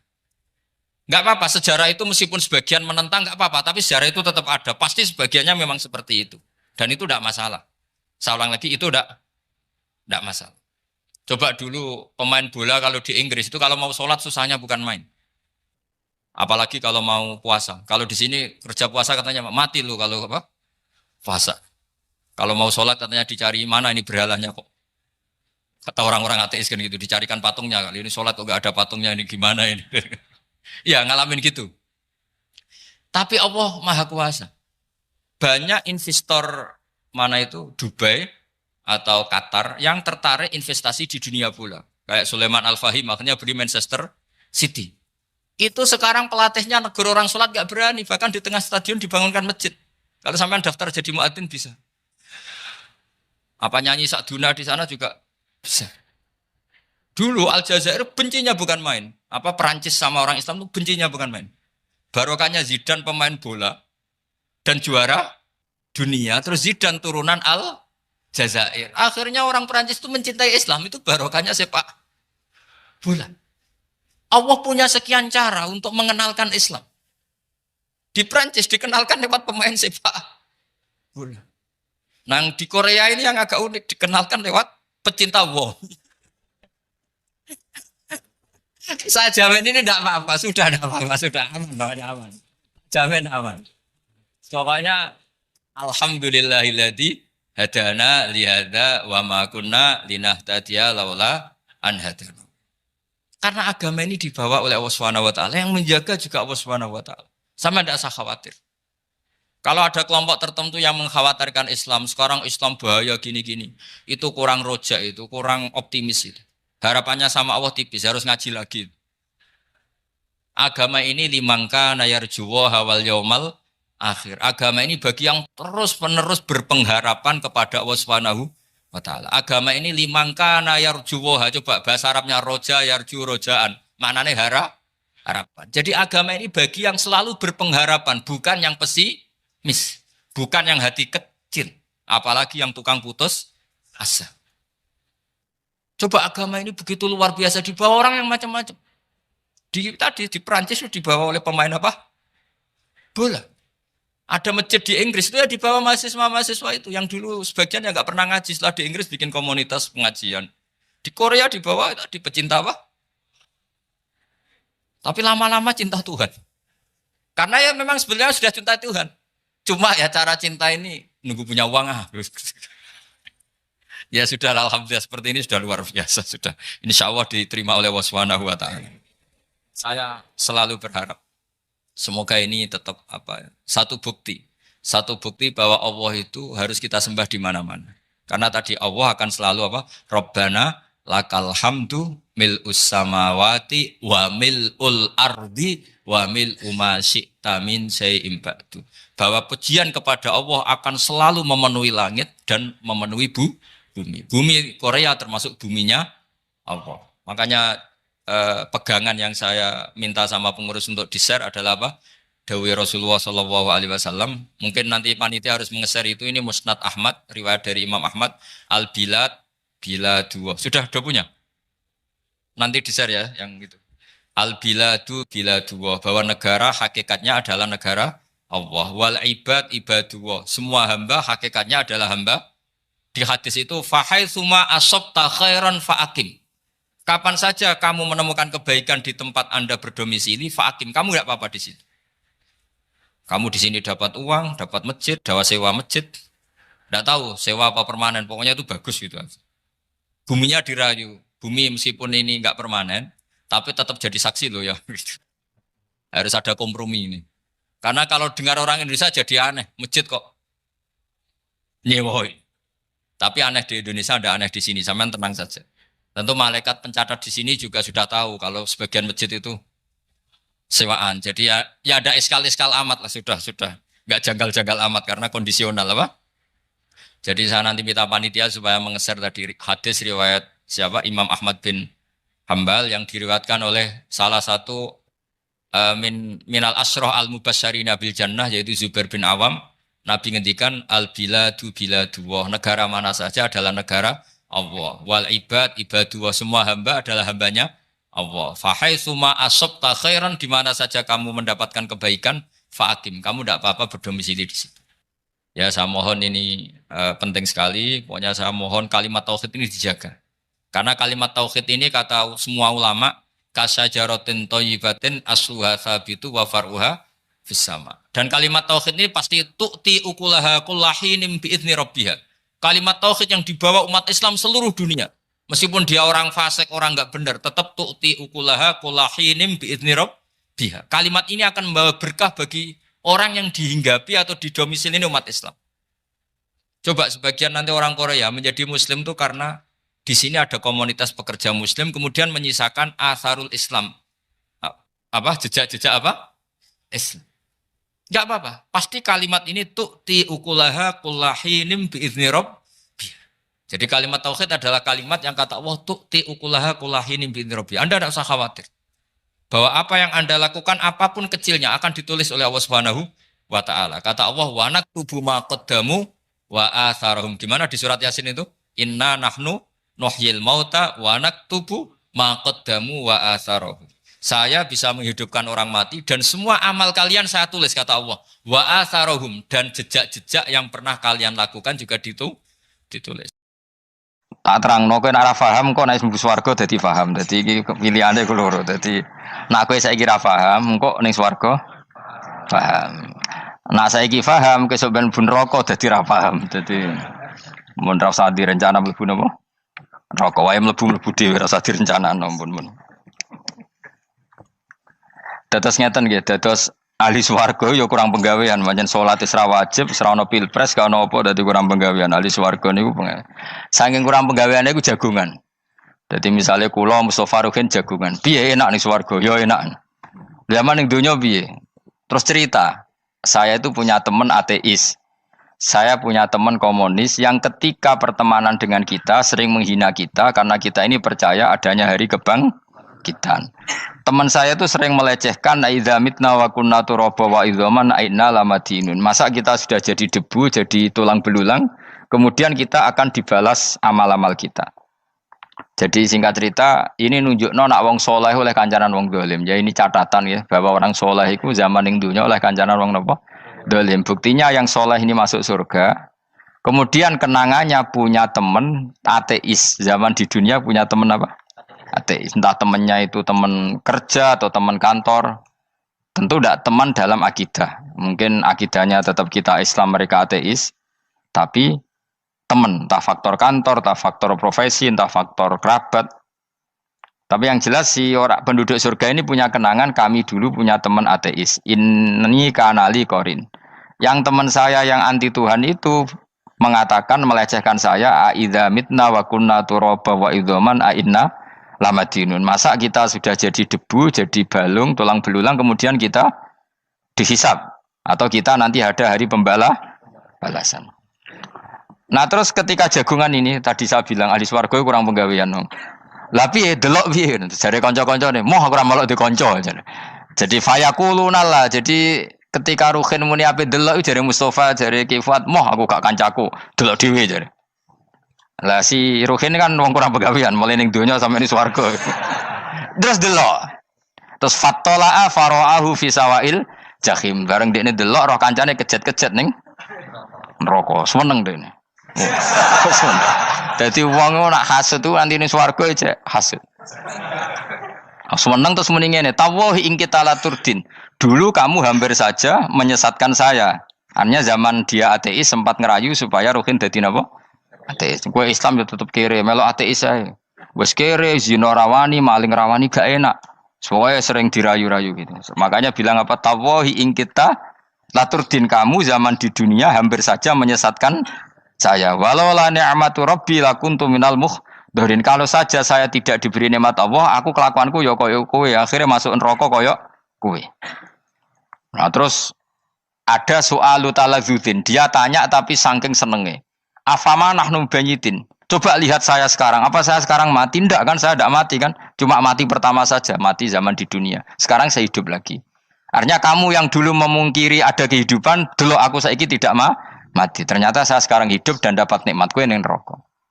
Dadi ku nunjukno sunnahe manusa iku ora puas nek ora ngalahno musuhe. Nganti ning swarga iku ora lega nek. Dadi manusa iku hasudnya itu terlembagakan sampai akhirat. Jadi wong-wong sing tahu dimaki-maki kubu sebelah, iku nak kubu sebelah mlebu neraka, iku kowe ning swarga gak marem nak gak delok. Dadi hasud iku ya seru no. Dadi nak kula pun mboten, makome mboten nonton, kula mboten. Niku makome Ruhin barang dadi lari lho kan dinyak melarat, gendut, kriting mangkel. Kudu menangi sing ngenyak mlebu neraka. Aja sampe sing ngenyak kita mlebu swarga kene mlebu neraka. Wah. Gak puas ya, no? Makanya gambarannya Quran itu manusia tetap manusia. Ketika orang kafir dengan segala kenikmatannya, misalnya mungkin Amerika, mungkin negara-negara yang sekarang kumo luhur dengan teori kapitalisnya, mungkin ngenyak Ethiopia, ngenyak Syria, ngenyak. Tapi apapun salahnya Syria, Ethiopia tetap iman, tetap suasana masuk surga. Meskipun ngurmat negara tidak pedes. Tapi yang ngurmat negara benar, tapi ngurmat iman tidak benar, bisa saja nanti masuk neraka. Itu makanya kita problem di dunia kan gitu. Makanya saya mohon, nah, umat Islam itu tidak perlu menjawab kritikan itu. Dari awal kita nanti enaknya itu di surga. Kali di dunia kita pasti salah. Ngelola negara raiso. Banyak negara Islam sing carut, napa? Marut. Ngurus bojo raiso. Banyak santri sing pegatan. ngurus anak yo ora iso, anak yo dubuling kok bapak. Kita ini kan ngurus yayasan yo ora iso. Kan semua yang berbau Islam mesti carut marut. Karena ya apa ya, dari awal kita ini mah enggak serius ngurus dunia. Kok serius piye nyimpen dhuwit wedi dosa ana hisab. Ape riba rentenir wedi dosa. Wape ngatur dunia nemen-nemen wedi dosa. Allahu al-mudabbir sing ngatur kok melo ngatur barang. Wah, akhirnya karena wedi dosa terus goblok. Sebagian goblok klasik, sebagian keterusan. Nggak sing repot sing keterusan sampai asli lah iku terus kombinasi napa. Jadi wong Islam iku ora kok berserius mengurus dunia. Kadang punya pemimpin fasik lah ben kono bae-baean dunia. Jadi ribet wong Islam. Akhirnya kita ini dihina wa idza marru bihim yatakhamazun wa idza qalabu ila ahlihim qalabu fakihin wa idza ra'ahum qalu innaha ula inapa ladallun. Orang-orang kafir itu kalau melewati orang Islam pasti ngenyek. Urip nyatane ngono, ngelola negara enggak bisa, ngelola keluarga enggak bisa. Nah, nanti kalau kita di surga itu kata Allah fal yaumal ladzina amanu minal kufari yadhakun. Nanti di surga orang-orang iman gantian menertawakan orang-orang kafir. Jadi itu menunjukkan bahwa kita tidak pernah puas sebelum dendam menertawakan. Jadi wis ning swarga iku cita-citane mukmin tetep fal yaumal ladzina amanu minal kufari yadhakun. Jadi kowe sok ben ning swarga iku ya Allah kasih saya fasilitas bisa melihat penduduk neraka. Terus dene ning teras-teras swarga dipertontonkan orang kafir alal araiki yang durun. Hal suwibal kufaru makanu ya falun. Delok saiki kowe mbek aku mulya ndi. Jadi dendam itu penting. Tapi sebenarnya ini swarga ning donya wis kalah wis nurut ae no. Dadi menteri yo nurut wis pokoke nurut ae wis barang donya pek-pekan wis. Cuman arah bener ya dielingno iku ya bahaya ora bener. Tapi ora usah kerusuhan, biasa wae. Gremeng ae gremeng soalnya gak dadi udun no. Katanya memang gitu, orang emosi nak diempet tuh dadi udun, dadi wis sadok gremeng. Tapi yang jelas Allah punya sunnah bahwa manusia itu tidak bisa puas sebelum melihat musuhnya kalah. Sehingga ahlul jannah yang notabene sudah penuh kenikmatan itu tetap dia enggak lego. Enggak lego kalau enggak tahu nasib orang yang dulu menghina dia. Makanya ini peringatan bagi kita bahwa kita berteman orang tidak soleh di dunia itu boleh. Buktinya tadi ahli surga ketika jagungan cerita saya punya teman ateis yang selalu mencibir saya, katanya nanti nggak ada hari kebangkitan. Lalu teman ateis saya sekarang di mana? Sekajak kancana ya dulu ya teman-temannya bilang fayakuluna laga. Tapi si teman ini tetap ingin melihat. Setelah dilihat ternyata itu di neraka. Terus melakukan dialek tadi. Apa yang kamu katakan salah. Kamu mengatakan setelah mati akhir urusan salah. Ternyata saya sekarang tidak mati. Afama nahnu bimai yitin illa mutatanabuna. Jadi saya mohon sekali teman-teman yang hafal Quran itu harus hafal sampai seperti saya ini. Sehingga tahu duduk perkara ini Quran itu kayak apa. Moco Quran tok ibadah. Wis suwe nama moco Quran ibadah. Tapi tidak paham. Wong khawarit sing tukang mateni wong ya hafal Quran. Itu gara-gara ra paham akhirnya kewaco. Nah, kandhani ku angel. Sing kandhani kudu aku. Nah, sing kandhani Mustafa padu merapal kan. Sing kandhani kudu aku. Mbok yo wong ku mikir to. Apa gunane misalnya ki apal Pancasila. Tapi ra iso nglakoni napa? Pancasila. Ngapal tok keadilan sosial bagi seluruh pejabat. Antok ngomong ngono jelas timbang muni bagi seluruh rakyat Indonesia aja boleh. Quran juga gitu. Kita ini manusia punya watak dendam. Tapi dendam ini dikelola oleh Islam. Dendamnya mending swarga ae. Ning donya ben, ning donya mung sedhilu. Tenan betul. Orang-orang mukmin itu sampai belum lega kalau belum ketemu orang yang pernah mencibir. Yaitu tadi qala qailu minhum inni kanali qarin. Saya punya teman yang ketika di dunia selalu mencibir saya, inna kalaminal musaddiqina idza mitta wa kunna turaba wa idzaman aina lamadun. Teman saya itu selalu mencibir, masa kamu percaya hari kebangkitan? Kita nanti kan sudah jadi tanah, jadi tulang belulang, masa bangun lagi? Yang benar saja kamu. Nah, orang-orang yang mencibir ini kan sakit. Orang dicibir itu kan nah sakitnya itu terbawa sampai surga. Tapi nek kowe mlebu neraka ora kok berdendam melane. Dadi dendam iku anane ning swarga, nek ning neraka ora kok berdendam. Dianjuti malaikat oleh dendam piye. Tapi bareng ning swarga happy-happy iku piye? Kancamu dhisik sapa wae. Ora kanca partai maksudnya kanca gitu. Ya dadi sok nang ning swarga musa-musamu delok. Jebule swargane sak dhuwurmu. Lan jogeman musa ya aku demen isin besok ben. Dhe musuh jebule swargane. Ndi musuhku sing wane aku delok. Terus jare kancamu teko, aku ning dhuwurmu. Ya jarak. Repot ya. Jadi terus kedua, peringatan dari Quran. Allah itu saking kudrohnya itu senengane gawe fitnah. Fitnah itu sesuatu yang enggak masuk akal. Jadi wong kafir utawa wong Islam piyambak iku kon iman sesuatu yang paradok. Iku kon ngimani ning neraka iku ana wit. Lah neraka iku panase ngono, ana wit. Mulane jare wong kafir Muhammad tambah suwe tambah ra waras. Mergo wong neraka iku makan sajarotus zakum. Mulane wong kafir tambah guyu Muhammad tuh gak waras. Jarene neraka banget panase, tapi di saat yang sama ngomong wit iso tumbuh. Mestinya neraka itu kan enggak ada pohon. Mulane Allah nate ngendikan wa ma ja'alna ru'yallati arainaka illa fitnatal linnas wasyajaratal mal'unata fil Qur'an. Jadi satu orang itu diuji disuruh ngimani Isra Mi'raj. Nabi yang tetap posisinya di Mekah diberitakan oleh Quran bahwa Nabi telah menembus langit Sabtu dalam lahdoh satu malam. Wong kafir malah guyu-guyu. Terus kedua ada pohon yang tumbuh di neraka. Mulane dawuh pangeran sebuti wa ma ja'alna ru'yallati arainaka illa fitnatal linnas wasyajaratal mal'unata fil Quran. Jadi diuji. Yes ngono dunya kaya wong Islam sakniki niku. Yang mengklaim negara Islam tata kelolanya carut marut. Yang negara non Islam kadang tata kelolanya rapi. Sehingga seakan-akan kita ini salah. Ngurus dunia wae ra iso, mung ngurus akhirat. Tapi saya berharap sing dicibir iki sok ben mlebu swarga. Dadi iso dendam. Tapi nek mlebu neraka iku ora kober dendam. Mulane kula mboten gadah rencana mlebu neraka mboten gadah. Kula niku nggih pendendam dadi mangkalku ben kesampaian sampeyan nak teng pundi? Swarga. Kita harus ngalami fal yawmal ladzina amanu minal kuffari yadhakun alal araiki yang jangan sampai kita ngalami kita sendiri disiksa. Kowe ngilu awakmu dhewe, milih dendam apa milih mlebu neraka? Milih dendam ya. Syaratnya mlebu apa? Swarga. Jadi pangeran itu memang sering damel sesuatu itu paradok. Tapi memang Allah sengaja. Mulane kula bolak-balik matur, ulama itu banyak, yang jaga akhlak ya banyak, yang jaga ilmu yang banyak. Kadang yang jaga ilmu itu yang akhirnya nyuwun sewu cangkem elek dan itu penting. Saya di mana-mana bilang, sesuatu itu kadang nggak bisa dijelaskan secara baik-baik. Syaratnya kudu cangkem elek.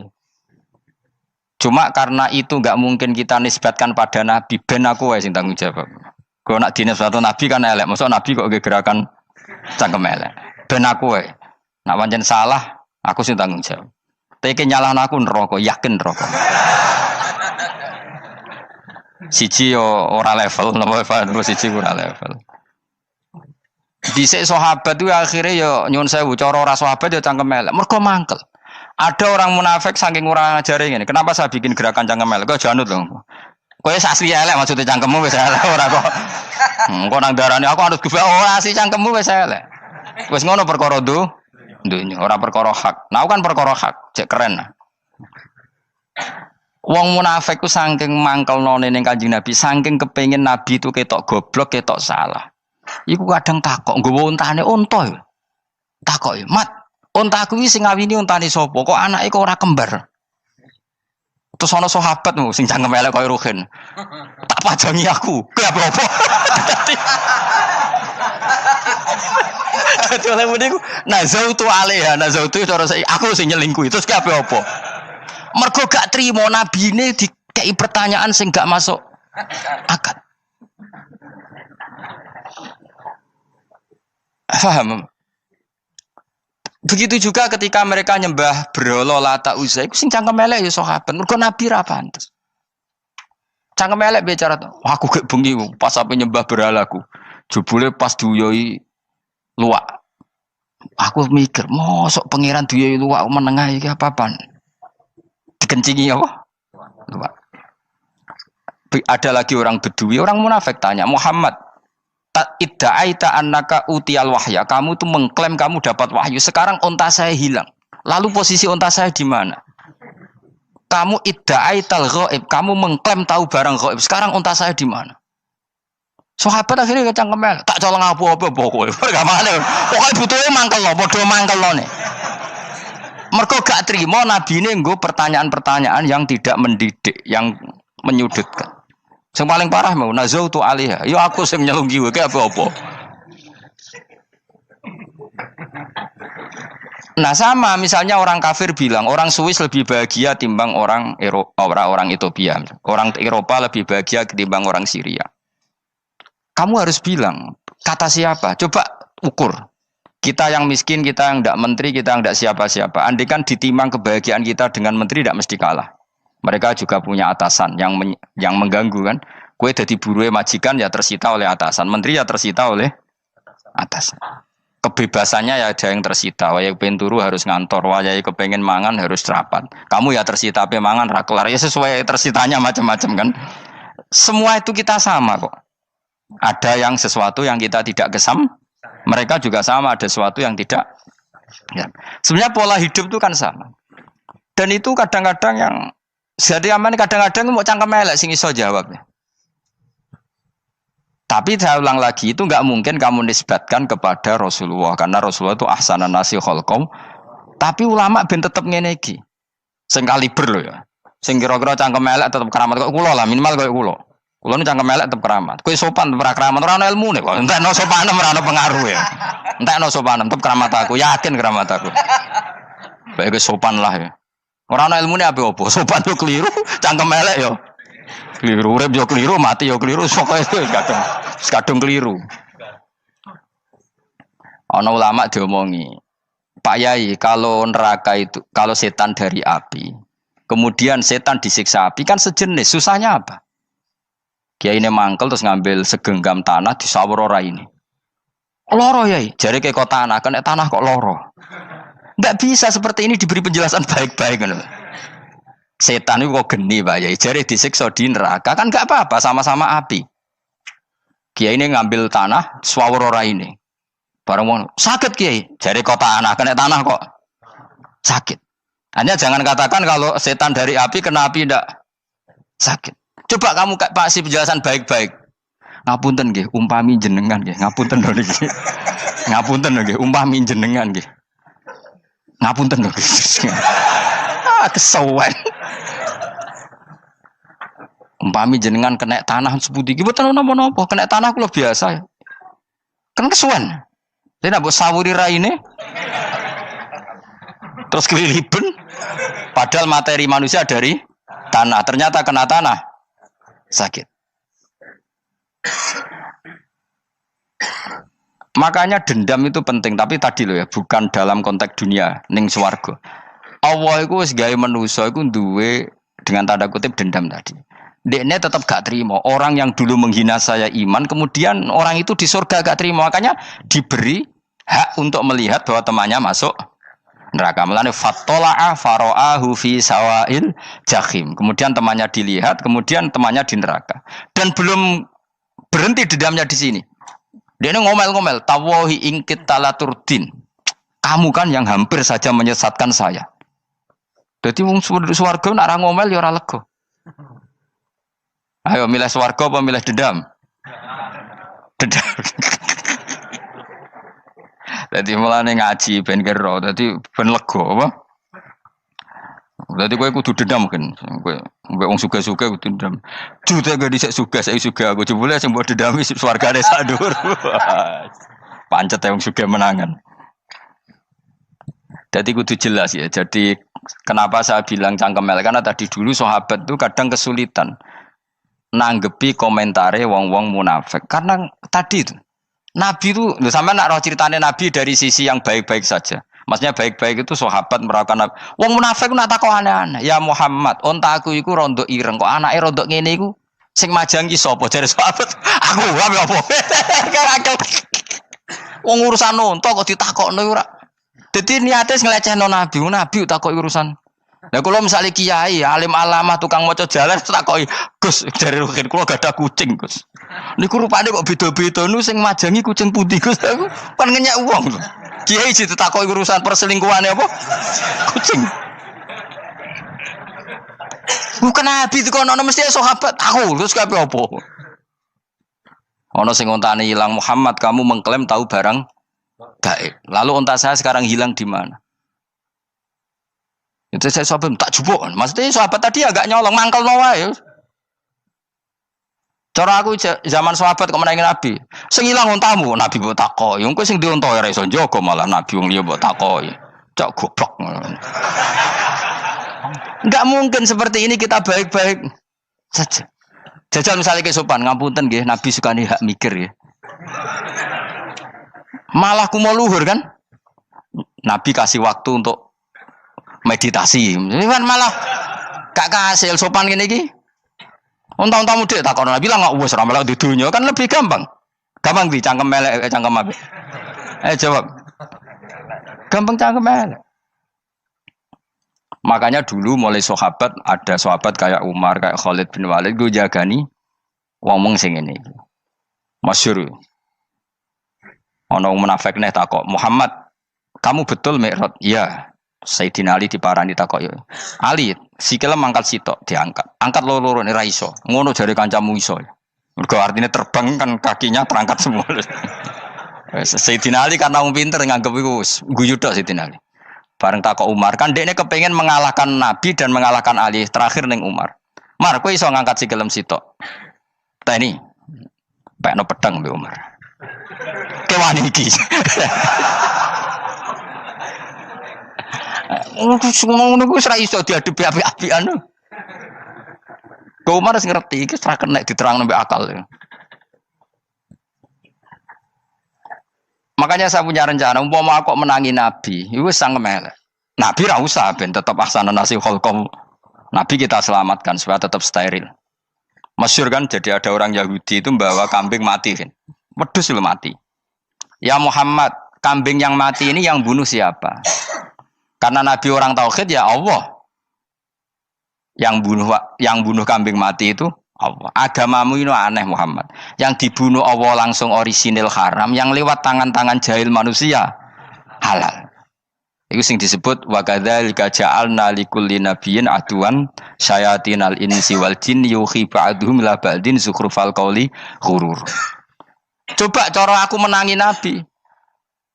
Kan nak cara medis kan jelas ya, kan tentu sehat yang disembelih karena darahnya keluar. Tapi mereka ngomong wong orisinil dibunuh wong langsung kok malah haram yang dibunuh manusia.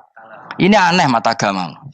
Cara aku menangi zaman Nabi, yo no pangan dhewe ngono kowe sing gampang dikira-kira. Tapi ora aja Nabi lho sing ngendikan. Kowe wae sing penggemar Nabi. Kancang kemelek pantes selain bakat yo ora bakal dadi nabi wis.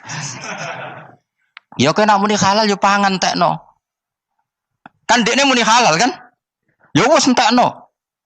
Ben do mangan apa, Badang. Tapi Nabi kan gak mungkin ngendikan seperti. Tapi sahabatnya dong ngendikan gitu. Mergo ya mangkel ngadepi. Jadi kadang-kadang orang itu gak bisa dikasih penjelasan secara apa? Baik-baik. Ya tapi tadi saya ulang lagi, kita kudu tetap nyelametno Kanjeng Nabi. Yes, mulane ulama itu keras masalah bab ngadepi wong fasik itu keras.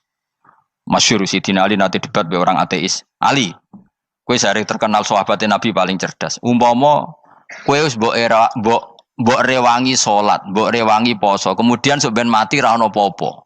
Terus kowe rugi, mbok rewangi salat, mbok rewangi poso, mbok rewangi takwa, ternyata nanti di akhirat ndak ada apa-apa. Lan aku kan enak ning donya, gak tahu salat, gak tahu poso, jadi nanti kalau gak ada apa-apa kan gak masalah. Aku di dunia gak pernah kebebanan aturan-aturan syariat. Masyhur dawuh Sayyidina Ali. Ingka nama taqulu sidqan atau haqqan takhallasta wa takhallasna. Wa ingka nama aqulu haqqan takhallasna wa ahlakta. Siapa lo dhewe? Jika yang kamu katakan benar, yang lolos tidak hanya kamu, saya pun lolos. Jika nanti di akhirat gak ada hisab, memang yang selamat kowe tok, aku lah yo. Selamat dong bodoh-bodoh ra ono hisab. Ingka nama taqulu haqqan faqad takhallasta wa takhallasna. Jika yang kamu katakan benar, enggak ada hisab, maka kamu selamat, saya pun selamat rumangsamu. Tapi jika yang saya katakan benar, takhallasna wa ahlakta, saya selamat kowe rusak.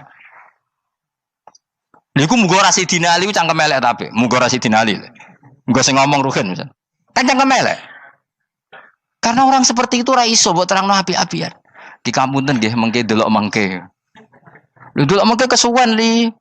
Kowe nek mati wae SMS aku malah do ndi-ndi ngomongnya. Maka jawab Sayyidina Ali, jika yang kamu katakan benar, yang selamat tidak hanya kamu, saya pun selamat karena tidak ada apa? Hisab.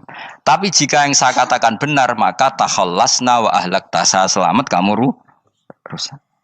Mulane cara kula wong Islam kudu yakin mlebu swarga. Senajan to pun rokok sik. Saya berkali-kali bilang, kita pun nuruti khawatir. Sebenarnya sholat kita potensi gak diterima Allah karena ada ikhlas. Puasa kita juga gitu. Tapi masalahnya kubu sebelah darani siapapun mati itu masuk swarga. Lan aku kalah iklan iso kalah. Lan aku kampanye paling gampang ngaji swarga, ngaji ra paham yo swarga, go kitab ngalor ngidul yo swarga, modus gaya-gayanan yo swarga. Ngaji mergo mangkel bojo yo swarga. Ngaji nglalekno utang yo swarga. Oh, apa kubu sebelah wae swarga terus bosok kene sing iman kok. Swarga. Soal akhir ki mlebu neraka tak kandhani wis enteni sik sabar. Pada akhirnya tetap masuk swarga. Pada akhirnya kapan? 10.000 tahun apa ya ora. Ayo ora kepengin orang nglakoni kok. Jadi ini penting ya. Jadi kita harus terbiasa berpikir secara tadi ya. Sarohku sahabat ulama itu nak ngadepi wong fasik iki akhirnya cangkem elek. Mergo kadang penjelasan lebih gampang. Cuma tadi saya ulang lagi, Nabi harus kita selamatkan. Sajane Nabi Ibrahim yang podo parah. Jadi ketika beliau mematahkan semua berhala yang kecil kan kapaknya dikalungkan berhala yang bareng ditakoki. Him siapa yang melakukan itu? Takono sing nggo kapak, ora nggo kapak. Jare ketuane wong kafir, utekem lho him wong karuan berhala ora kok nakoki, ora karuan iso ngomong, bukan nakoki. Lah utekem ning ndi karuan ora ngomong mbok sembah. Asline berhubung Nabi Ibrahim darane ngendikan, lah sing nyora aku. Lah yo muga iku ora nabi, iku cangkem elek ta cangkem apik. Muga ora nabi lho.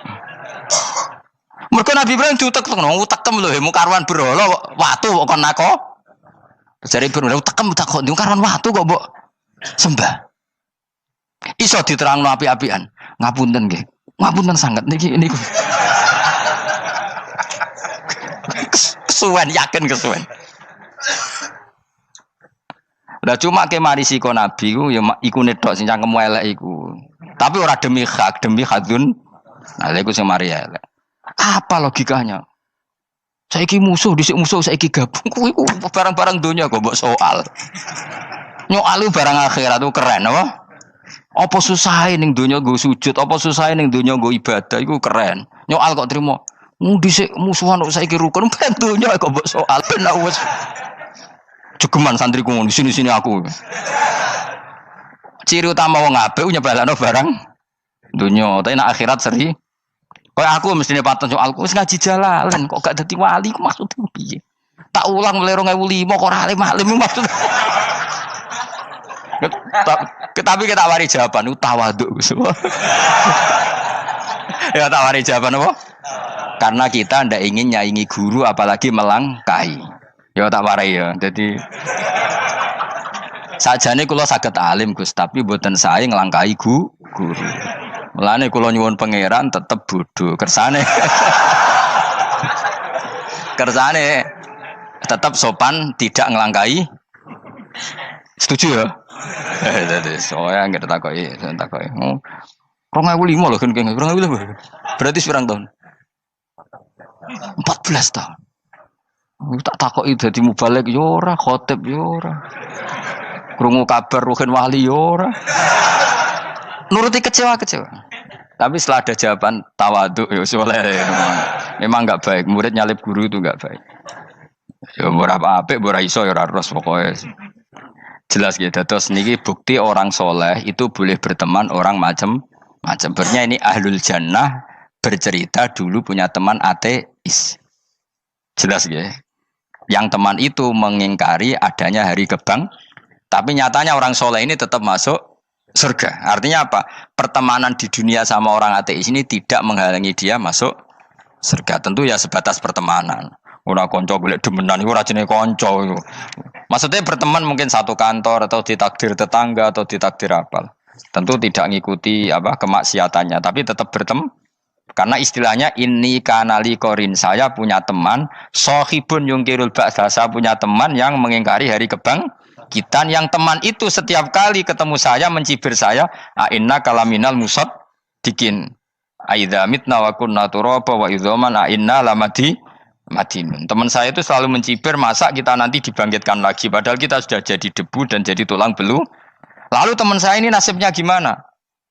Bersama Allah dipertontonkan, sananya teman itu masuk neraka. Intinya apa? Orang soleh ini ketika di dunia punya teman orang tidak soleh, dan itu tidak disalahkan Allah. Tetap dia ahlil jannah, dan temannya karena salah tetap ahlin. Nah, hanya gak ada cerita terus berhubungi kancamu, kowe mlebu neraka ndak. Makanya kita rileks saja di Indonesia. Kancanan tonggo macam-macam tenang aja. Sementing alaikum anfusakum la yadurrukum man dhalla idza tadaitum. Yang penting jaga diri kamu sendiri, dan setelah diri kamu terjaga tidak masalah orang sekeliling kamu sesat. Ya ayyuhalladzina amanu alaikum anfusakum la yadurrukum man dhalla idza tadaitum. Jaga diri kamu, kualitas hidayat kamu jaga, kualitas kebaikan kamu jaga. Setelah semuanya terjaga, tidak masalah orang sekeliling kamu sesat. Ya kayak teman ini, dia punya teman ateis tapi dia tetap islami, dia konsisten dalam mempertahankan iman, ternyata dia tetap ahlil jannah, padahal punya teman ateis. Jelas ya, terus niki supaya clear bahwa karena kita di dunia mesti berteman orang macam-macam. Apalagi semenjak saya dari Korea itu melihat orang Islam ingin bikin masjid, padahal bosnya orang ateis, teman kerjanya orang ateis. Tapi mereka nyatanya imannya tidak goyah. Mereka ingin bikin masjid, urunan bikin masjid, padahal temannya apa? Ateis. Dan itu nggak masalah. Nanti kalau itu soleh terus sampai di surga, golek bosku saya gini di. Iku nara ketemu ya ora lega. Jadi manusia itu masuk ini swarga, nak gak ketemu rivale. Jadi sebenarnya, nak rival politik, nggak tahu saya itu, nggak ada ayatnya, nggak ada penjelasannya di Quran ini. Dan tidak perlu menjelaskan barang dunia terang non Quran kemuliaan. Bukan kalau terus nang sampai budi. Ka'annahu fa'amal terus budi. Innahum alfau aba'ahum dolin. Innahum saat temne kufar iku alfau padha metuki sapa kufar wajadu. Tegese metuki sapa kufar aba'ahum ing bapak-bapak kufar dipetuki dolina khalik sesat kabeh. Nah, mereka itu menjadi kafir karena punya tradisi bapak-bapaknya ya kafir. Terus setelah bapak-bapaknya kafir, fahum mongko te wong akeh ala asarihi ing atase jejak-jejak bapak-bapake wong akeh yurauna iku anut kabeh. Mereka punya bapak-bapak kafir dan kekafiran itu diikuti oleh mereka. Ya sajuna tegese padha ngikuti sapa wong akeh latibaihim maring anut ning abaihim. Fa yasrauna mongko gegancangan to sapa wong akeh ilahi maring ittibail aba. Maksudnya gini, kalau tahu senior kita sesat ya jangan ikut. Mereka enggak, bapaknya sesat nyembah batu, nyembah makhluk. Mereka ikut menyembah batu, menyembah makhluk. Harusnya kalau salah kan enggak perlu apa diikuti. Jadi kesalahan itu ya kadang ikuti tradisi. Tapi ya tradisi yang seperti itu, kalau tradisi yang baik ya harus diikuti. Walakotelan teman-teman sesat kau belum sedurunge iki generasi sopo aktsarul awalin. Sopo aki-aki wong dhisik. Minal umami sing pira-pira umat almadiyati kang wis kliwat. Walakot arsalan teman-teman ngutus ingsun fiim dalam kabeh mungkiri nek sing meringatno kabeh minar rusuli sang pira-pira rusul mukhawifina tur ngekeki peringatan kabeh fangzur mongko angen-angen sira kaifa kana hale kaya apa ana apa akibatul mudzarin apa akibate wong sing dikei peringatan ayil kafirin tegese wong kafir kabeh ai akibatuhum tegese uta akibate kabeh akhir dari perjalanan mereka wa aladabu siksa. Orang yang tidak iman pasti akhir perjalanannya siksa. Senajan to ning donya mereka ngelola dunia lebih baik ketimbang kita, kehidupan dunianya lebih baik ketimbang kita. Intinya kowe aja sampai kalah dunia, kalah akhirat. Awas kene. Kalah dunia aja sampai sini-sini wong. Sing go jalalan jebule kalah dunia. Gunane apa go konsep jalalan ngalor gitu. Tutulisi jalalan kalah di dunia menang akhirat. Jebule kalah pisan. Innalillahi wa inna ilaihi raji'un. Awas ke sebenarnya swarga sini-sini wong. Illa ibadah wa kecuali pira-pira kaulan Allah al-mukhlasina kang ikhlas kabeh, al mukminina kang mukmin kabeh. Fa innahu mongko satuna ibadu al mukhlisin atau al mukhlasin iku najau. Iku selamat sapa kabeh minal adabi sanging siksa. Li ikhlasihim krana ikhlase wong akeh fil ibadate ing ibadah. Nak kira iki ta apa? Illa ibadah wahil mukhlasin sami nggih. Fathah. Kira iki ta napa? Lame fathah. Illa ibadah wahil mukhlasin iki. Tapi ana sing kira mukhlisin mukhlasin kira iki to. Hah? Ora lha jeng nang Qur'ane Quran. Mukhlas. Auli anna wa ta'ala wa ta'ala akhlas nyelametno sapa mikhlasno sapa ing kabeh lah krana ikilah amal ala qiraati fathil lam ing atase wacanan maca lam. Dadi qiraah itu ada illa ibadah wahil mukhlisin, ada illa ibadah wahil mukhlasin. Jadi mang dua qiraah. Tapi ki anut sing umum ya, aja aneh-aneh. Walaqad nadana nuhun fala ni'mal mujibun. Walaqad nadana lan teman-teman ndonga nek kita sapa nuhun Nabi Nuh bikauli iklan dawe Nabi Nuh, Rabbi inni maghlubun fantasir. Rabbi do pengiran ingsun ini sak temen ingsun maghlubun den kalahno, fantasir mongko kula aturi nulungi panjenengan. Fala ni'mal mujibun, mongko iku banget nikmate sapa al mujibun, sapa zat sing nyembadani lagu maring Nuh nahnu te kita. Aida'ana ala qaumi. Maksudnya Nabi Nuh ketika tertekan oleh kaumnya, kemudian Nabi Nuh berdoa kepada saya. Dan saya kata Allah fala ni'mal mujibun, zat terbaik yang memberi terkabulnya doa itu fala ni'mal mujibun. Ya Nuh berdoa kepada saya kata Allah, dan saya kata Allah adalah zat terbaik yang bisa mengabulkan doa. Itu jenenge apa? Fala ni'mal mujibun. Eda ana tekse ndonga sapa Nuh nak ing kita ala qaumihi ing atase kaum Nabi Nuh fa ahlaknahum mongko ngrusak ingsun ing kaum Nabi Nuh bil ghoroki kelawan tenggelam. Jadi kowe nak mangkel mbek wong-wong sing ora iman iku pilihane iku kowe parek pangeran. Nak parek pangeran nak sing ora iman dikalahno pangeran. Kowe ora usah dadi ekstremis, malah ribet dhewe. Pasrahno napa pangeran. Lah nek ora wali ora mandi-mandi, ora mandi ya wis. Sementing kowe ning donya bernegara secara sehat, gak perlu dadi napa? Teroris, gak perlu dadi napa ekstremis. Karena Nabi Nuh ketika mangkel mbek kaume, Nabi Nuh ngebom mereka apa matur pangeran? Matur pangeran, kemudian pangeran sendiri yang ngambil napa tindakan. Kowe yo ngono mbek musuh-musuhmu sing hasud mbek kowe. Tapi ya mbah konang pangeran malah bela kono. Lah kadang musuhmu luwih bener timbang kono ya. Timbang kowe. Kono kerja keras sugih. Terus duweni kowe sekere turu. Terus mbok pasutno jebule pangeran bener. Kok kowe pemalas. Kono bekerja keras. Ya mbah nak ngono. Lan jegeman di musuh wong saleh. Mergo nak maksudno malah balik ning kowe. Di musuh sing ra saleh dadi menang kowe. Nak padha ra saleh ya mbok ra jelas. Fa ahlaknahum mongko ngrusak ingsun hum ing kaum Nabi Nuh bil ghoroki kelawan apa tenggel. Sehingga nabi-nabi dulu nak kecewa mbek musuhe iku mature teng pangeran. Mboten kalau perang itu beda loh. Nabi kalau perang dia perang di arena perang di Badar di Uhud. Jadi janjian terus duel. Ora kok musuhe turu terus di sebelah mboten enten ngono. Ya kalau mau perang ya janjian. Jadi fair. Mereka nantang Nabi, tentu kan tidak baik kalau kebenaran ditantang kebatilan tidak berat. Terus akhirnya ya duel ini wow. Tidak. Yang jelas perang itu tidak sepihak. Makanya bahasa Arabnya takotul, saling perang. Jadi wazan kalau dalam nahwu itu dalam sorof itu qatala itu wazannya musyarakah. Musyarakah itu saling merang, saling nyerang. Jadi enggak boleh sepihak. Makanya janjian oke, mau iduna badrun. Perjanjian kita ketemu di apa? Badar terus ketemu. Ora kok limbe-limbenan ku mboten. Memang tarung. Jadi keren. Sing kalah ya keren, sing menang ya keren. Mergo corong Jawa wani adep. Mboten nyulik niku mboten. Sehingga disebut muqatalah atau napa kital. Masdarnya itu qatala yuqatilu muqatalatan. Malah latihan sorab lah Jong. Karena syarat mufassir itu harus ahli napa? Sorab. Wa najinahu lan nyelametno ingsun ing Nabi Nuh wa alahu lan keluargane Nabi minal karfil azim saking banjir sing gedhe. Ail gharqi tegese selamat sangka tenggelam. Wa ja'alna lan gawe ingsun zuriyata yang anak turun Nabi Nuh hum albakin. Fanasu mongko te manusa kulhum kabeh nasikum minasli sanging turun Nabi Nuh alaihis salam. Makanya jenengan yang syukur. Jadi turunan yang sekarang itu sudah steril. Saya ulang lagi. Kamu ini sudah turunan yang steril. Tidak ada bapak yang kafir. Yo kowe kabeh sing ngaji Jalalain. Kowe kabeh. Ini mbah-mbah kamu sudah apa? Steril. Karena manusia pertama Nabi Adam, terus Nabi Adam seterusnya itu masih ada yang kafir macam-macam.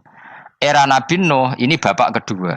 sing kafir tenggelam kabeh, terus ada orang 80 semuanya mukmin. Makanya kita-kita yang sekarang itu istilahnya Allah dzurriyyataman hamalna ma'nuh. Kita ini turunan orang yang diangkat di perahunya Nabi Nuh. Makanya manusia pertama dari Nabi Adam, terus itu masih macam-macam. Era setelah Nabi Nuh sudah steril, enggak ada lagi yang apa? Kafir. Umpama babamu ana sing kafir meneh, iku ya kafir sing ora asli. Sehingga engkau ya langkai wae. Mesti aja anggap langkai wae. Terus melok mbah sing nopo? Sing mukmin. Ya jelas ya, fannasu kulluhum min naslihi alaihis salam. Jadi setelah periode banjir itu semua manusia itu sudah turunan Nabi Nuh dan pas itu sudah steril semuanya apa? Mukmin. Ya orang 80 semuanya orang apa? Nah, setelah itu ada lagi yang kafir. Lah aku ora roh iku sing dadi mbahmu ta ora roh. Ya ora perlu roh kowe. Mulane ora apal nasab penting kanggo biasa ben ora roh. Tadi fanasu mongko te manusa kulo mis kabeh nas iku min naslihi saking turunan Nabi Nuh alaihi salam. Bakana lan ana iku lahu kedene sapa salah satu auladin sapa telu pira-pira anak Sam. Pertama Sam wa Abul Arab wa Faris wa Rum wa Ham wa Abu Sudan. Sing Ham Abu Sudan, bapake wong napa? Sudan. Wa Yafas, ana sing maca Yafis. Yafas Abu Turki, bapake wong pundi? Wal Khazar, wa Ya'jud wa Ma'jud wa Magunalika. Mbah kowe minduane sing tira babamu sing Abul Arab ira ngembek sek. Persi kita ya kurang ganteng. Rom kira ora wong Itali. Kowe turunan ndi? Ham iku paling Abu Sudan wong ireng-ireng. Paling iku. Wis ben ngono, ben wis. Wa tarakna alaihi fil akhirin. Wa tarakna lan nyisano ingsun apa koina tegese nyisano ingsun ali ngatasin no tak sisano sanaan khalidati pangaleman hasanan kang apik fil akhirin ing dalem periode-periode sing akhir. Minal anbiya sing pira-pira nabi wal umami lan pira-pira umat ila yaumil kiamat itu maka maring dina kiamat. Nuh jejak-jejak kebaikannya akan saya maklumatkan kebaikannya sampai ila yaumil kiamat. Mulane ra ono barokah kados ngaji, jenengan kudu syukur ngaji. Misalnya Nabi Nuh dititahno Allah akan dipuji ila yaumil kiamah. Yang muji siapa kalau enggak kita-kita ini? Barokahnya ngaji, kita tahu kehebatan Nabi Nuh, kita tahu sejarahnya Nabi. Berarti yang muji Nabi Nuh siapa? Ya kita-kita ini yang ngaji. Andai kan enggak ada yang ngaji, orang tahu enggak tentang Nuh? Enggak tahu kan? Makanya banyak wali yang enggak suka doa. Bukan karena anti doa enggak, katanya saya yang didoakan para yang sudah meninggal. Karena yang sudah meninggal itu sangat mencintai kita. Lan kula itu termasuk ulama sing jarang ndonga. Nggih ndonga tapi juarang banget. Ora koyo kowe men ndonga ora tau mandi. Kula nu jarang ndonga karena dawuh Kanjeng Nabi, siapapun yang menghidup-hidupkan sunnahku otomatis layak mendapat doaku. Dawuh Nabi masyhur, ala khulafai rahmatullah. Siapapun yang mengganti saya berhak dapat rahmatnya Allah. Manhum ya Rasulullah. Siapa itu? Alladzina yuhyuna ma amatahun nas min sunnati, orang yang menghidup-hidupkan sunnahku yang sudah mati.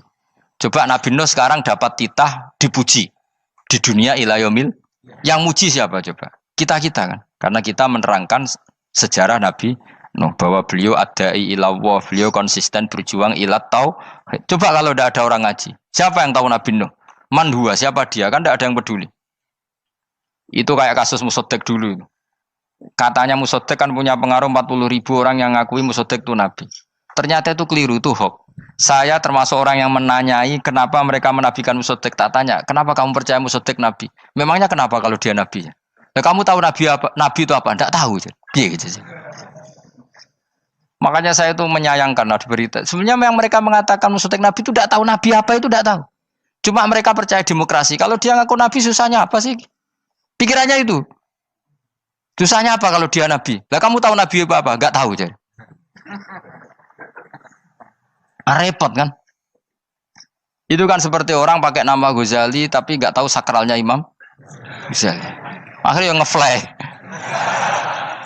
Jenenge Abdul Qadir Jilani beling ora karuan. Mergo ya ora roh. Ya kok jenenge Mustofa ini. Orang pilihan tapi ya kelakuane ngene iki ngono. Aduk Ruhin jus wong sing tukang istirahat. Dadi maknane Mas Ruhin wong sing seneng. Mulane turu. Dadi saroha maknane istirahat. Nganggo sintasin. Sinta yo tukang istirahat bener urip pemene iki. Ya ora apa-apa, donya sepele kan tinggal istirahat. Jadi makanya kan nggak ada ulama yang nggak dicintai para wali yang sudah meninggal karena tadi siapapun yang menghidupkan sunnahku setelah sunnah itu mati maka dapat doaku. Sehingga ulama ya doanya ya biasa aja, ndak usah berlebihan, just donga. Karena kita yakin dongane Nabi luwih mandi timbang doa kita. Kalau kita menghidupkan sunnahnya Nabi, ngaji maksudnya. Cuma namun di sunnah Rasul gak tahu ngaji. Sunnah Rasul yo ngaji iku sing karuan. Wis jelas Nabi itu status pokoknya apa? Pengajar apa? Masyhur itu. Buistu mualliman. Sebagian riwayat pakai innama buistu muallim. Saya diutus hanya sebagai pengajar. Termasuk melakukan sesuatu yang tidak ideal itu Nabi lakukan demi status mengajar. Misalnya begini, sama tak bedai, kok tak latih pinter. Tawaf jalan kaki sama naik skuter atau naik kendaraan itu afdal mana? Enggak, jawab saja. Afdal jalan kaki. Tapi Nabi ketika tawaf itu naik unta. Naik apa? Sehingga ulama ijma tetap saja tawaf naik unta sama jalan kaki afdal jalan kaki. Padahal Nabi kalau tawaf itu karena Nabi naik unta itu statusnya adalah mengajar, menunjukkan kalau itu sah. Jadi nilainya bukan enak-enak naik unta tapi mensyariatkan kalau itu sah. Dong ya. Kayak saya pakai baju hem. Dengan orang Arab pakai jubah, mungkin cara Allah itu afdol saya orang Indonesia loh ya. Maksudnya saya ini orang Indonesia. Maksudnya saya orang Indonesia, saya ulang lagi. Bukan dengan status Habib atau ulama atau orang Arab. Guling-gilingan bahwa saya mengesahkan baju hem untuk sholat. Makanya dulu pernah di salah satu komunitas tabiin, saya ulang lagi tabiin. Itu semuanya pakai jubah, pakai serban. Jabir yang sahabatnya Nabi termasuk Abdullah bin Mas'ud, dia datang ke masjid, jubahnya itu dicopot, terus dia sholat tanpa pakai jubah. Sampai geger tabiin, ini gimana sahabatnya Nabi sholat kok pakai jubah, jubahnya dicoplok, dicendel loh. Terus dia sholat. Ketika sholat ditanya, ya sahibah Rasulullah, kok ini sahabatnya Nabi sholat pakai jubah kok malah dicopot.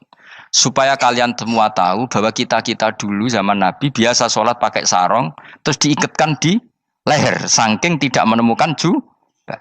Tapi itu menjadi penting supaya orang tahu bahwa syarat sahnya sholat tidak bergantung harus pakai jubah. Meskipun kita sepakat pakai jubah sunat, kita selalu sepakat pakai jubah sunat.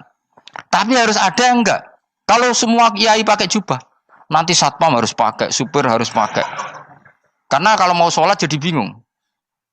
Ini barokahnya Jabir, orang tahu ternyata sholat itu yang paling pokok adalah nutupi aurat. Sama Rasulullah itu kadang tidak melakukan ibadah kelas paling afdol. Kayak tadi beliau tawaf naik unta. Tapi itu menjadi afdol karena nilainya mengajarkan bahwa itu sah. Paham gitu? Terus beda. Perilaku sama pengajaran itu beda. Rasulullah itu gak mungkin sholat lupa. Tapi Nabi pernah lupa.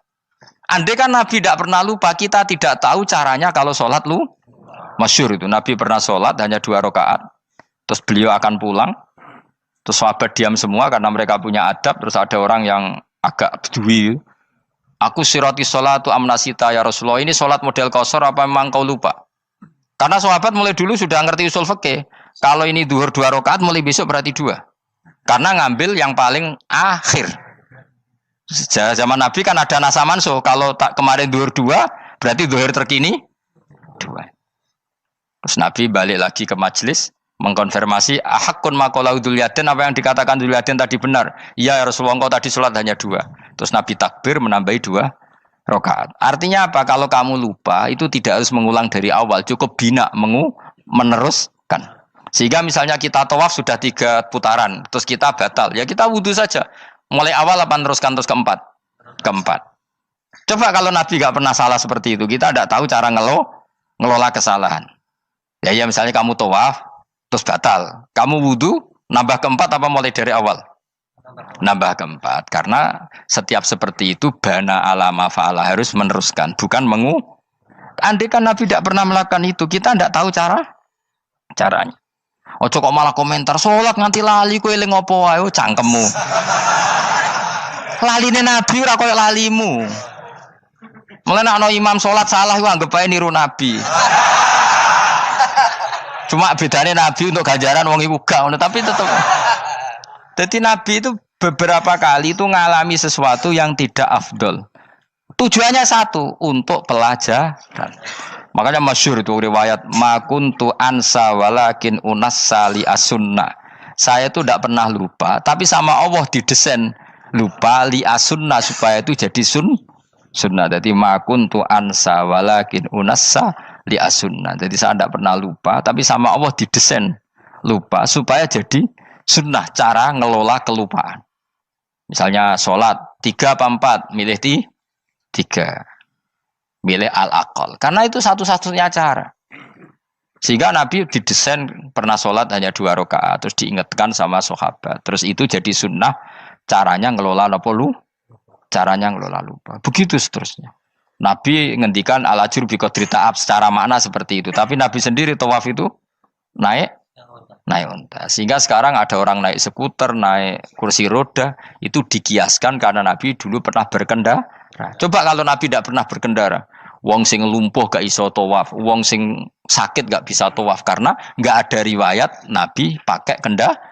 Tapi barokahnya Nabi pakai kendaraan, semua referensi itu gampang. Meskipun Nabi sendiri pas itu masih sehat, sangat sehat. Tapi biar jadi sunnah, kalau seperti itu tidak apa. Karena tadi Nabi itu yang penting buistu mu'alliman, saya diutus sebagai pengajar. Kadang Nabi melakukan sesuatu itu tidak ideal. Tapi tidak ideal yang akhirnya malah lebih ideal ketimbang ideal kita. Karena apa? Nilainya taklim, mengajarkan. Itu masyhur itu dalam ilmu ushul fikih. Jadi yang dilakukan Nabi jaiz, biasa-biasa saja atau boleh, itu statusnya bagi Nabi adalah fardhu ain karena liwujubi taklim, karena menjadi kewajiban mengajar. Masyhur itu jadi dalam usul fikih itu. Karena Nabi berkeharusan menjelaskan. Sehingga kamu jangan tanya, apakah yang dilakukan Nabi itu mesti kelas paling utama? Jawabannya ya, misalnya gini. Nabi itu sangat mencintai Qiyamul Lail. Sangat-sangat mencintai Qiyamul Lail. Tapi Nabi hari keempat itu sudah gak mau ikut sholat di masjid. Terus ada riwayat, kubu sebelah bilang Nabi baru sholat 2 rakaat terus enggak. Ada yang bilang 8. Macam-macam. Nah, yang jelas orang sepakat riwayat itu, hari keempat Nabi sudah gak sholat di masjid. Dan itu bagus bagi Nabi, meskipun bagi kita agak bagus. Kenapa? Andai kan Nabi sholat Qiyamul Lail selalu di masjid dan selalu 20 rakaat atau selalu 8 rakaat, pasti orang ngira itu fardhu ain. Bahwa Qiyamul Ramadan harus apa? Di masjid. Dan harus 20 rakaat atau 8. Tapi Nabi dari awal sholat itu tidak konsisten. Kadang 2 rakaat, kadang 4 rakaat, kadang 6 rakaat, kadang 9 rakaat langsung, tanpa salam. Full langsung salam. Kadang 2 salam, kadang 9 rakaat. Full langsung salam. Akhirnya apa? Imam Syafi'i berkesimpulan yang namanya tasyahud awal itu sunat. Kamu sekarang sholat duhur, keyakinan kamu tasyahud awal sunat gak menurut mazhab Syafi'i? Sunat kan? Karena Nabi pernah sholat malam 9 rakaat langsung tanpa tahiyat. Salam 1. Nah karena Nabi tidak konsisten juga beberapa kali meninggalkan itu, umatnya tahu kalau tarawih itu sunat. Sehingga bakul mie ya tetap adol mie, yang tatpam tetap jaga. Dan orang tidak akan mencibir itu karena memang ada yang pulang tarawih, ada yang enggak, dan itu kebanyakan.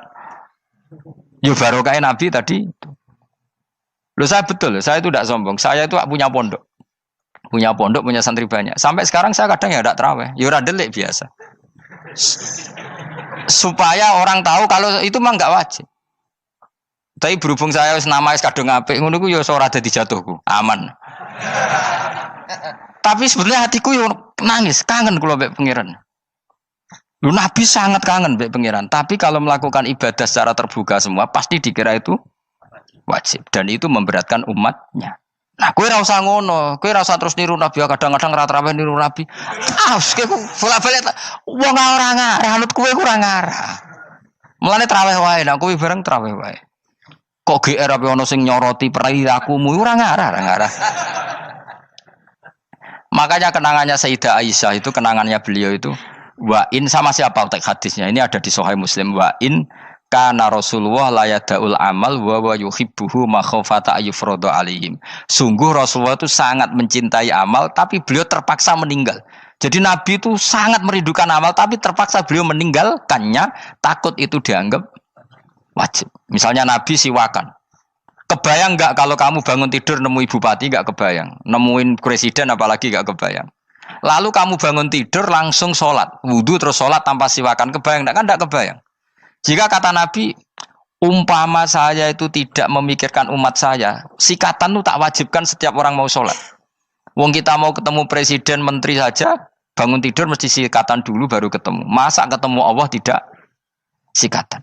Artinya Nabi itu nggak kebayang, nggak pakai siwak tuh nggak kebayang, karena mau sowan pangeran. Padahal lisannya Nabi sudah thayyib, sudah wangi. Tapi Nabi terpaksa kadang-kadang meninggalkan siwakan itu karena takut nanti dikira wajib. Kayak apa Nabi? Artinya Nabi pas siwakan ya baik karena menunjukkan itu sunnah, pas tidak juga baik karena ini menjadi pelajaran kalau itu tidak wajib. Lah nek kowe pas ra siwakan mergo dablek ngono lho. Mulane kowe ojo kan kayak jajal ya kangkang sing biasa rokokan, bariku ana komat langsung salat tas siwakan. Sing biasa ngaji sore iku lho ora usah contoh ado-ado. Gak kelakuanem lho. Iku perkara niru Nabi ta perkara rasa-rasan aja jawab. Jadi Nabi itu beda. Perilaku apa saja itu jadi teladan, akhirnya jadi referensi. Begitu juga Nabi yang mensunatkan sunat safar, sunat kudum. Tapi Nabi beberapa kali ada sholat. Ada sahabat yang selalu sholat safar. Kalau pergi sholat, kalau datang sholat. Sampai Nabi ya disalahno. Agama ora ngene iku, Cung. Aja nemen-nemen. Wala yusyadza hadatina ahadun ila ghalabu. Sing tenanan nyekeli agama, iku kok mesti kalah. Nak kalah terus bosen. Utawa tukang nyalahno wong liya. Coba kamu kalau gak pernah tahajud, roh wong turu terus mbok arani Zaid turu, Ruhin turu. Jajal kita tahajud 2 minggu. Oh kebo turu. Lha tahajud 2 minggu wae ngebok-ngebokno wong kan itu. Mulane solehmu bahaya. Mulane aku seneng soleh pas-pasan ini seneng. Sekali over city mesti cangkemmu elek. Aku yakin lho. Wis rai-rai ini ketara, aku sapal. Jajal kowe sing ngaji aku kon tahajud seminggu wae. Roh wong turu. Ngorok pisan. Oh ning donya pisan turu kebo. Padahal lagi rong. Kayak apa kalau kita tahajud setahun? Mulane orang ngekeki rezeki kita tahajud wis diangen-angen iku kira-kira oh bahaya aja iki nak tahajud. Tapi aku tetap sunat tahajud, tapi kelakuannya belum dijogo. Maksudnya ya tahajud tanpa ngritik orang. Nek kowe kuat ngono ya monggo. Tapi kira-kira cangkemmu elek saduk urip ngene-ngene wis. Ibadah pas-pasan. Wong nggo model hadis Arabi, ya Rasulullah, betul salat itu hanya 5 kali sehari ya. Enggak ada yang lain yang wajib ndak. Demi Allah saya ndak akan menambahi dan ndak akan mengurangi. Pas. Wis wae makom kula wis wong desa niku mawon. Daripada nambahi tapi akhirnya kecang. Nek sampean ape ibadah sak ndure kula nggih monggo.